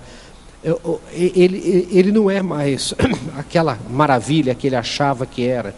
Né? Tudo que era de melhor no mundo estava nos Estados Unidos. Hoje os aeroportos asiáticos são muito melhores que os Estados Unidos, quer dizer, e eles estão vendo e estão sabendo, estão com uma crise de realidade, que daqui a 30 anos, ou 20 anos, ou 15 anos, ou 10 anos, a China passa na frente deles. E que em 2040, para terem uma ideia, a projeção do FMI e do Banco Mundial é que o primeiro país mais rico vai ser, né, em termos de PIB absoluto, vai ser a China, depois os Estados Unidos, depois a Índia, depois o Brasil. Nós vamos ser o quarto país mais rico do mundo. E para ter uma ideia, o mundo vai virar, nós vamos ter que passar a tocha para o leste, a tocha do desenvolvimento vai voltar para o leste. O único país forte em desenvolvimento ocidental vai ser o Brasil. Só para ter uma ideia, a classe média dos países de desenvolvimento, e sabe quais são? China, Índia, Turquia, Indonésia e Brasil. O único realmente ocidental é o Brasil. Nós vamos ser a classe média dos países emergentes, a população da classe média vai ser maior que toda a população da Europa e Estados Unidos juntos. Então, o desenvolvimento vai mudar nesse mundo. Nós vamos ter uma mudança muito grande. E o Brasil vai ser o único país ocidental. E onde estão os investidores tradicionais hoje? São os G6, né? Estados Unidos da América do Norte, a Europa tradicional, a Alemanha, a França, a Itália, a Inglaterra e mais o Japão. Então, não tenha dúvida que o nosso futuro é muito grande. E ele tem razão, é porque o resto está ruim. Agora, quando que o resto vai melhorar? Qual é a perspectiva no fim do túnel, por exemplo, para uma Europa? E o que vai acontecer com o Brasil? Olha, tem um dado interessante. Nós estamos com 190 milhões de habitantes. A ONU fez pela primeira vez a projeção da população para 2100. Em 2100, o Brasil vai ter 177 milhões de habitantes. Menos do que tem hoje. Porque nós estamos com índice de fertilidade, que é o número de filhos que uma mulher tem durante a vida, em 1,7. Como o homem não tem filho, mulher tem que ter 2 para repor a população. O índice de reposição da população é 2,11. Agora, nós já estamos em 1,7. Ou seja, o Brasil vai chegar no máximo a 220 milhões de habitantes em 2040, e depois começa 2019, 2018, e vai chegar em 2100 com 177 milhões. Os países mais populosos do mundo daqui 40 anos, sabe quais serão, gente? Em primeiro lugar, a Índia, que não tem restrição, segundo a China e terceiro a Nigéria. Então, só para vocês terem uma ideia como o mundo vai mudar, a África, o continente africano, no começo do século XX, tinha 180 milhões de habitantes, o continente africano. Daqui a 40 anos vai ter 1 bilhão e 800 milhões de habitantes. Por isso que também a China, nós vamos ter um investimento no continente, ou seja, o mundo vai mudar muito. Então a gente hoje fica muito preocupado com o curto prazo. No curto prazo nós só vamos ter sucesso. Por quê? Porque o mundo vai ter muita dificuldade, né, em termos demográficos. Agora, nós temos o que a gente chama de bônus demográfico. Nós temos 40 anos, 30 anos para transformar o Brasil num país rico. Porque hoje nós temos 1,8 ou 2 pessoas que trabalham para uma que não trabalha. Daqui a 40 anos nós vamos ter 4 pessoas que não trabalham ou 5 que não trabalham para uma que trabalha. Então nós não vamos ter como é que vai fazer a Previdência. Então, esses dados são interessantes, mas vocês não tenham dúvida, o Brasil vai explodir daqui para frente. E a Pricewaterhouse, esse dado é interessantíssimo, russa, a Pricewaterhouse da Rússia, fez um estudo dizendo quais capitais do mundo vão ter maior desenvolvimento nos próximos anos, próximos 20 anos. Sabe o que deu? Em primeiro lugar, Xangai, cidades maiores, não é capitais do mundo, cidades maiores. Xangai, segundo, Mumbai, que era a antiga Bombaim, terceiro, São Paulo e quarto, Rio de Janeiro. Olha aqui, a Pricewaterhouse da Rússia que fez esse estudo, de Moscou. Então vejam vocês que nós temos aí um futuro muito grande mesmo, nós vamos ter que investir muito. E o mundo vem investir aqui, porque não tem mais onde investir no mundo. Eu fiz um programa de pós-graduação com os alunos e dei assim, é a última coisa que eu vou falar, só para vocês terem uma ideia, faz de conta que vocês são meus alunos aqui. Eu dividi em grupo assim, você é uma indústria química, você é uma indústria automobilística, este grupo aqui é uma indústria de autopeças, lá é uma indústria de alimentos. 6 meses de curso de pós-graduação nos Estados Unidos. O board nosso, das indústrias nossas, decidiu que nós temos que fazer uma nova planta no mundo, uma nova fábrica no mundo, para aumentar, para atender a demanda que o mundo vai ter dos nossos produtos. Vocês têm 6 meses para decidir onde no mundo nós vamos colocar a fábrica. Só isso. Alimento, química, tecnologia. Gente, responda essa pergunta para mim. Onde você vai colocar uma fábrica nova hoje? Onde? Na Indonésia? Onde você vai colocar? Sudeste Asiático? Você vai colocar nos Estados Unidos? Você vai colocar na Europa? Vai colocar na Austrália? Ótimo, você produz na Austrália para tirar de lá o custo de frete. Porque não tem mercado interno, 23 milhões de habitantes. Quer dizer, então vira, os grupos falaram, meio Brasil, meio México. Agora, pobre México, como dizia o Porfírio Dias, tão longe de Deus, tão perto dos Estados Unidos. Quer dizer, então, também tem essa coisa. Não é? Então, a gente tem que entender que daqui para frente os investimentos virão para cá mesmo, gostemos ou não, queiramos ou não. É muito simples, o Papa antecipou 1 ano a Jornada Mundial da Juventude para fazer no Brasil. Quer dizer, a Coreia ficou desesperada com isso, mas é verdade. Agora, a última coisa mesmo, qual é a maior vantagem estratégica comparativa nossa, disparado de qualquer outra que vocês queiram falar? O Brasil é imune a fundamentalismos. O Brasil é imune ao fundamentalismo islâmico, ao fundamentalismo... E é fácil de entender.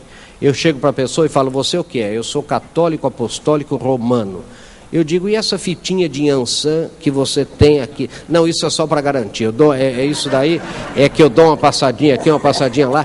Isso que a gente acha uma coisa invertebrada, horrível, ruim, é uma barreira de entrada, gente, fundamental a qualquer fundamentalismo. E o maior problema do mundo hoje, inclusive da Índia, é o fundamentalismo islâmico, é o fundamentalismo enfim, vocês estão vendo o que está acontecendo no mundo.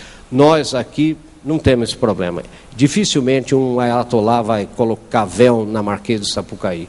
Né? Pode colocar no rosto, no resto, eu acredito que não consiga. Então, eu acho que essa é uma coisa que a gente tem que pensar e que a gente nunca pensa. A gente fica pensando, às vezes, pequeno em números e não entende que o mundo hoje, o maior problema do mundo, é um problema sério de mudanças fundamentalistas que não tem perspectiva de acabar. E lembrem que Turquia e Indonésia são países islamizados e são democracia. São democracia. A islamização da Europa está crescendo, do mundo inteiro, da Índia entrando nas classes inferiores. Nós aqui temos essa enorme vantagem estratégica comparativa, que é a nossa segurança nacional. Obrigado, gente. Obrigado, professor. Fantástico. Professor Marins, muito obrigado. Bom, diretor superintendente do Expo Center Norte, o Expo Center Norte da família Baumgart, que está aqui conosco, nos prestigia desde a 2ª edição do Encontro do Setor de Feiras e Eventos. A gente já está no 7º, viu, Roberto? Obrigado por estar aqui conosco, o Roberto, a Karen, a família toda. Sérgio, a visão de futuro, o Center Norte, para mim, é um case porque você sabe muito bem, quando a gente falava dos pavilhões, falávamos dos problemas, até do ar-condicionado, você sabe bem, anos atrás, e vocês fizeram e deram um salto daquilo que nós temos hoje, um aparelho na cidade de São Paulo, uma casa para os promotores, né? A gente viu a Hospitalar crescendo lá dentro, a gente viu a APAS crescendo lá dentro, eventos, né? A Gift Fair, a Houseware and Gift Fair, hoje ocupando a totalidade do pavilhão do Center Norte. A gente vê 3, 4 feiras simultaneamente acontecendo, o centro de convenções, enfim, né? Isso eu chamo de visão de futuro, Roberto. Karen, a cidade de São Paulo agradece aí o Expo Center Norte. Né, Caio? Eu já agradeci na minha fala e reitero. É isso. Então, essa visão de futuro que hoje a cidade tem, e de tudo que o Armando falou, eu queria que você reintegrasse, porque além de tudo, o Sérgio, ele tem uma coisa, uma qualidade que eu acho muito importante, que todos nós também aqui deveríamos ter, que é a união do nosso setor. Porque à frente de toda a iniciativa pública, o nosso setor será visto como um setor importante se nós tivermos união. E a união é muito importante para isso, porque sozinho, uma andorinha sozinha não faz verão. E o Sérgio sempre foi a favor de unir o setor. E eu acho isso, da sua parte, um lado muito positivo, e você tem essa visão. É muito importante isso, Sérgio. Obrigado por estar aqui conosco hoje. Muito obrigado, Otávio, mais uma vez. Todos aqui já cumprimentaram por mais um evento, muito bem feito. E antes de começar a falar, eu queria dar alguns flashes dessa semana. Hoje, ali no jornal, Petrobras fez uma captação de 7 bilhões de dólares, muito acima do que se esperava. Citibank estuda mudar sua sede da América Latina da Cidade do México para São Paulo.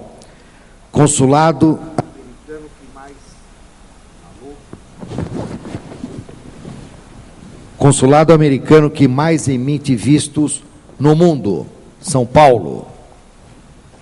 Enfim, a HSBC também é a mesma coisa. Então, são alguns flashes que, na realidade, dão uma sustentação para tudo aquilo que a gente faz e tudo aquilo que a gente vê. Armando começou falando a respeito da moldura.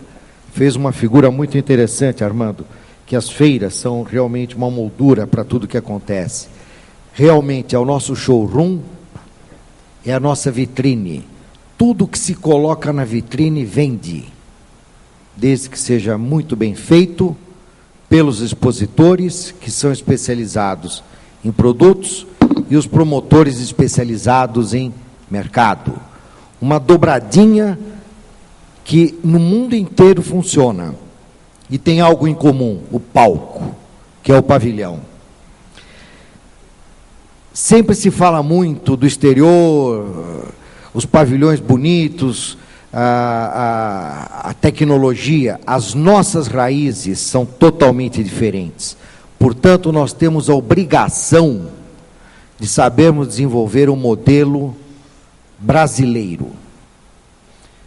Se olha o que existe lá fora e nós temos que saber adaptar, por uma razão muito simples. O nosso mercado interno hoje tem uma musculatura tal que não é à toa que todos vêm para cá, não só pensando em exportar, não, mas principalmente participar daquilo que nós todos fizemos e querendo ter a sua parte nesse mercado.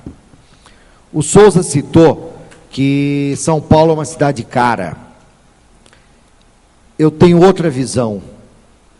É uma cidade que oferece uma tecnologia, uma cidade que oferece uma diversidade, uma cidade que oferece um receptivo à altura de poder receber visitações, como foi o caso de uma Coromoda e uma Prêt-à-Porter, que passou aí provavelmente os 100 mil visitantes, Souza. Então, não é uma cidade cara, é uma cidade preparada para poder receber visitações desse porte. Quando o Caio falou, eu sou a favor de criar eventos, ele está mais do que certo, porque o deslocamento de eventos não traz progresso nenhum. Ele só vai convergir para algo que o Milton Longobardi falou, concorrência predatória. Então isso é algo que tem que ser muito bem conversado, como criar, onde fazer e como fazer. Citamos Milão, o Zé Roberto, eu vi que chegou agora aí, Zé, bom dia. Milão e Hannover são dois dos maiores centros de exposição da Europa e desde as suas inaugurações depois das expansões, não conseguiram nenhuma vez ocupar 100%. Vamos deslocar um pouquinho o eixo da conversa para o nosso Expo São Paulo. Acredito que seja necessário um equipamento moderno em substituição ao nosso glorioso AMB, que ele realmente foi o precursor de tudo. Observação, não vamos escutar recomendações do que existe lá fora. Nós temos condições de saber desenvolver algo necessário para o nosso mercado, para depois não ficar batendo lata com área desocupada, que sempre vai custar muito dinheiro. Então, isso eu chamo muito a atenção, que tem outros desdobramentos que não cabem aqui nesse momento. Vimos várias opiniões de vários promotores. Eu reparei o seguinte, as opiniões são divergentes em função direta dos setores, das feiras que esses promotores trabalham, porque são necessidades totalmente diferentes. Um ponto comum, tudo isso é feito pelo bicho homem, onde a palavra qualificação é algo que é comum em todos esses comentários. Visão de futuro. A gente tem um posto de observação de que algo está mudando, que é a relação dos promotores com as associações. Isso é algo que eu chamo a atenção neste fórum, porque isto tende a ter uma mudança. E as mudanças nunca são nem para melhor, nem para pior. São coisas diferentes. São coisas diferentes.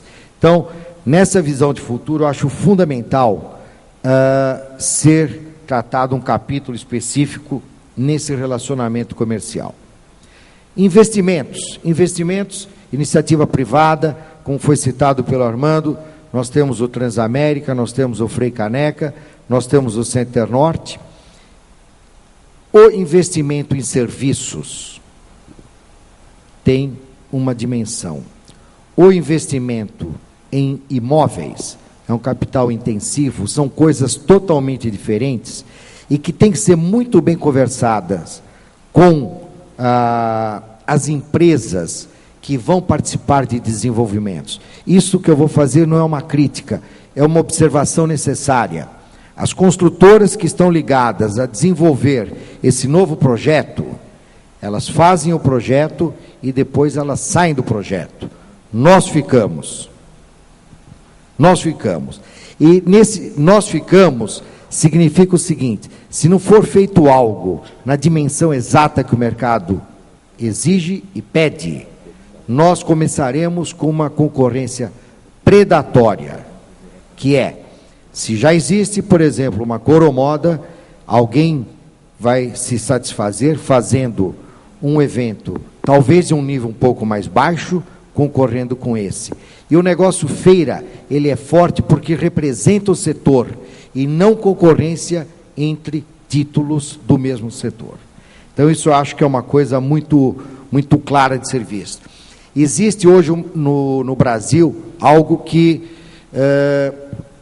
é modismo, na minha visão, que são as feiras que são feitas B2C. O negócio feira é forte o B2B, porque os canais de distribuição para consumidor já estão implantados.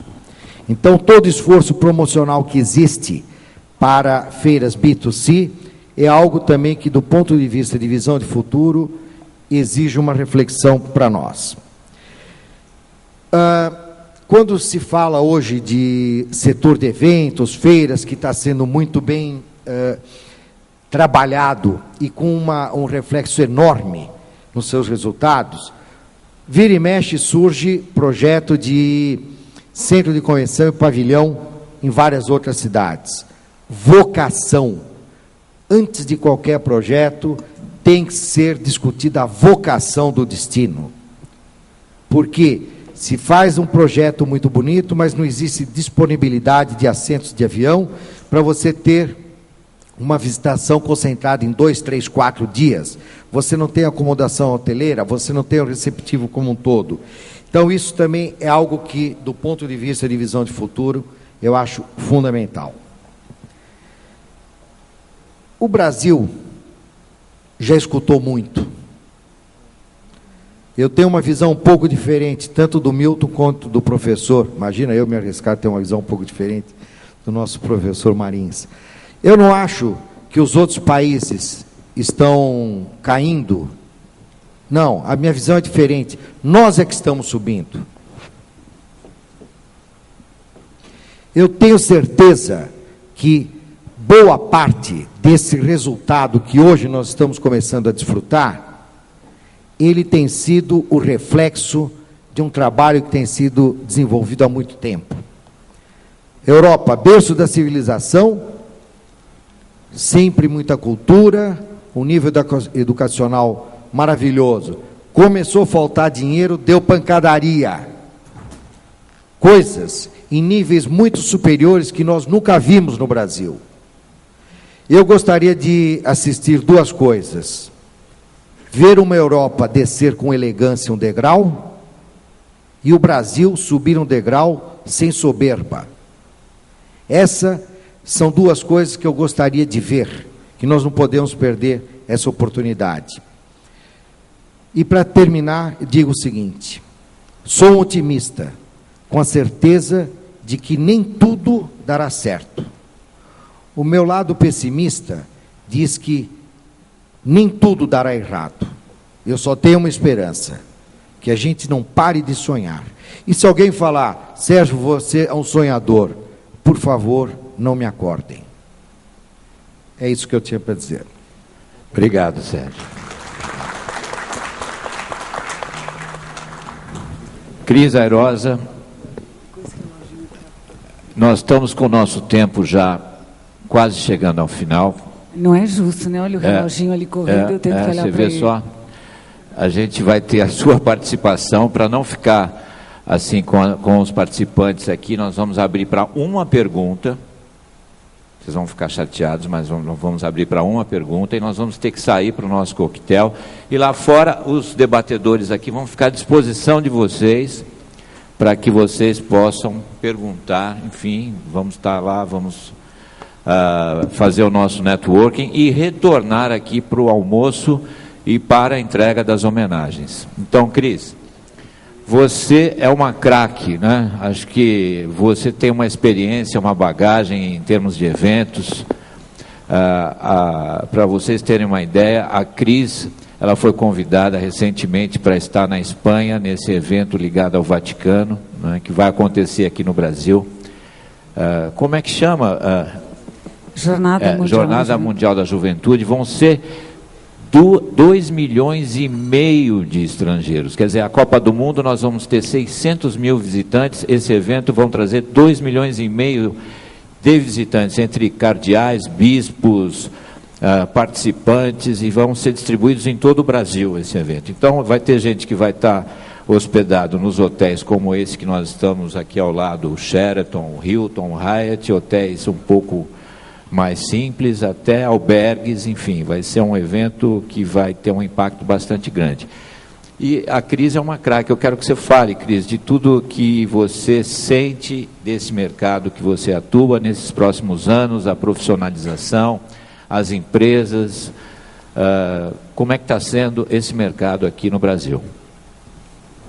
Primeiro eu queria agradecer, estar aqui mais uma vez pelo Otávio, Roberta. Queria só falar uma coisinha para o Caio, que agora ele está do outro lado da mesa, mas eu queria agradecer uma coisa que eu acho que é muito importante, que ele deu para a gente que mora em São Paulo. o orgulho de poder dizer que a gente mora numa cidade que é eficiente, que ela é competente, mas ela é feliz. A gente nunca escutava isso, porque a gente andava o Brasil inteiro e as pessoas falavam: São Paulo é triste, você vai para lá só para ganhar dinheiro. Rio de Janeiro que é bacana, Florianópolis, enfim.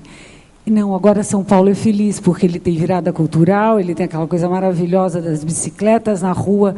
E eu queria muito agradecer como paulistana isso para você. Você dá esse cenário de alegria com tanta coisa boa que você fez. Bem, eu vou ser rápida. Eu, na realidade, aqui, faço parte, talvez, da última engrenagem de tudo que se conversou aqui. O nosso negócio é cenografia. Então, é pôr em pé as brilhantes sugestões de conteúdo, as grandes operações das grandes empresas de eventos e de organização de pavilhões. E, para que isso aconteça, a gente sabe que o Brasil faz e faz bem. Eu sou também uma pessoa extremamente otimista. Meu marido me chama de poliana o tempo inteiro e eu sou mesmo. Eu acredito nas coisas. E, por uma experiência que eu tive a oportunidade, que o nosso escritório teve, de fazer coisas internacionais durante muitos anos, a gente vê a qualidade do espírito brasileiro de fazer as coisas, de colocar em pé o trabalho. Claro que existem restrições de qualificação, ninguém vai discutir que isso não é um grande peso e uma grande arma que pesa sobre nós todos para enfrentar esses grandes eventos. Mas eu me lembro que no último encontro que teve, no 6º encontro aqui, eu coloquei para o Alencar Burti justamente isso, que era uma sugestão, que se preparassem cursos, que se tivesse um pensamento e uma política nacional, que a gente pudesse qualificar, ou mais do que isso, orientar desde motoristas de táxi, iluminadores, pessoal de flores, pessoas que montam essas estruturas todas, recepcionistas, enfim, todo a grade de pessoas que fazem o interface, para que elas entendam a grande importância de estar recebendo eventos internacionais.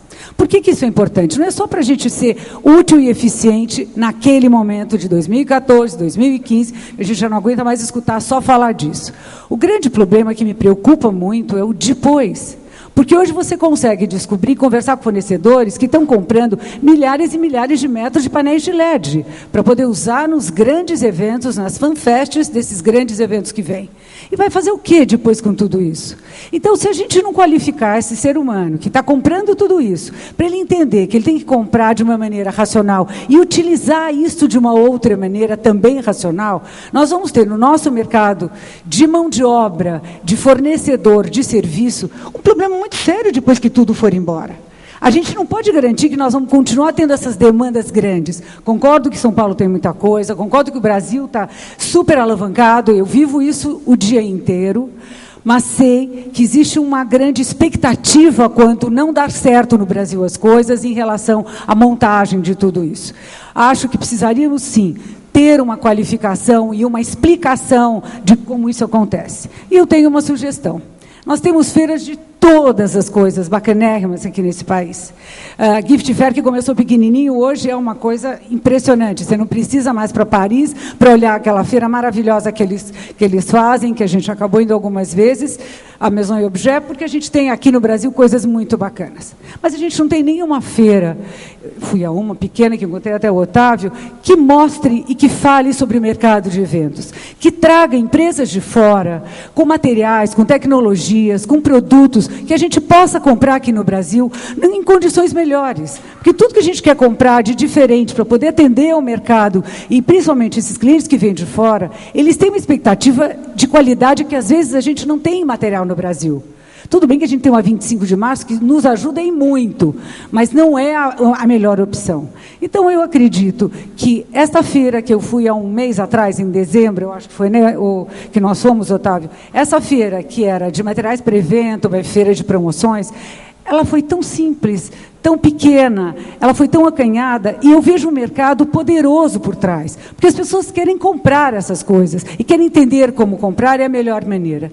Então, aqui eu vou deixar um pedido, em nome aí da minha cadeia de produção toda que vem atrás de mim e ao meu lado com muita honra, que se preocupe também com isso, porque eu acho que grandes ideias são muito importantes, mas pô-las em pé de uma maneira que as pessoas levem na alma, como eu escutei um elogio agora de um evento que eu fiz em 2005, da SP Tours, na Casa das Caldeiras, isso é o quê? Você fazer com carinho, bem feito, mas com competência. E para isso você tem que ter conhecimento e paixão. Obrigada. Obrigado, Cris. Essa sua ideia a gente já vai acatar aqui nesse próximo evento, a gente já está pensando em trazer esse tema para o encontro do setor de feiras e eventos, alguns seminários e também algumas amostras para que os participantes possam ver algumas coisas diferentes. Eu conto com a sua colaboração também para 2013. Já está dado o seu recado. Obrigado, viu? E o Caio... Não, só agradecer a Cris pelas palavras carinhosas, a todos, e dizer o seguinte, Cris, na realidade, eu acho que todos nós aqui, que somos de São Paulo, brasileiros, São Paulo é uma cidade que não é do paulista, do paulistano, né? É uma cidade que é feita por brasileiros de todas as partes, né? E eu costumo dizer que São Paulo não é um produto, se falou muito de São Paulo aqui, nós temos amigos de várias partes do Brasil, aqui de Santa Catarina e tudo mais. São Paulo é um produto que se combina com os outros produtos, com os outros destinos, né? Eu acho que isso é importante colocar também, né? E eu lutei muito para que São Paulo, eu que vivi 10 anos em Brasília, que São Paulo não passasse justamente essa imagem de que nós somos, temos o rei na barriga, que somos melhores. Não, São Paulo é dos brasileiros, né? E a outra coisa é isso que você falou. São Paulo é uma cidade que o paulistano não canta a sua aldeia, né? E a nossa luta é fazer que, a exemplo do baiano, do catarinense, do próprio carioca, que nós cantemos a nossa aldeia, né? E isso nós conseguimos com o apoio do prefeito Kassab, do Serra, que montou uma equipe que me deu muito orgulho, né? E representada aqui tanto pelo Milton quanto pela Luciane, e o Marcelo, de uma maneira muito carinhosa, abordou essa questão, né? Convention Bureau. Eu vejo o seguinte, nós temos que nos unir. A missão que o Pasqualin colocou é verdade. O nosso setor é um setor poderoso, é um setor que tem influência na vida econômica do país, e nós temos que unir, não aqui em São Paulo, não, temos que unir em termos de Brasil, né? Setor privado, setor público, e mostrar que, na realidade, hoje as economias mudaram. O professor Marins, que é craque, né, que poderia ter falado aqui 2 horas e nós estaríamos aqui babando com as suas palavras, eu acho que ele abordou bem.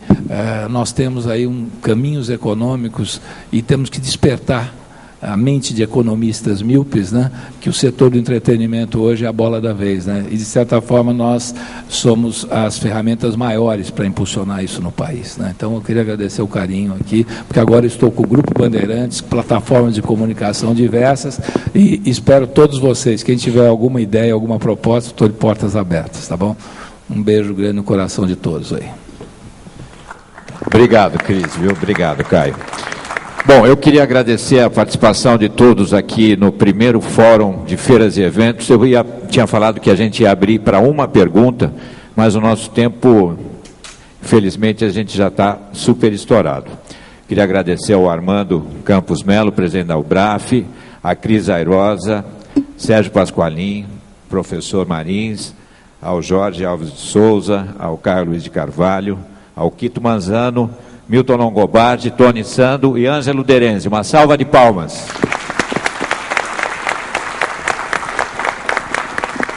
Espero que vocês tenham gostado do nosso primeiro fórum. Obrigado.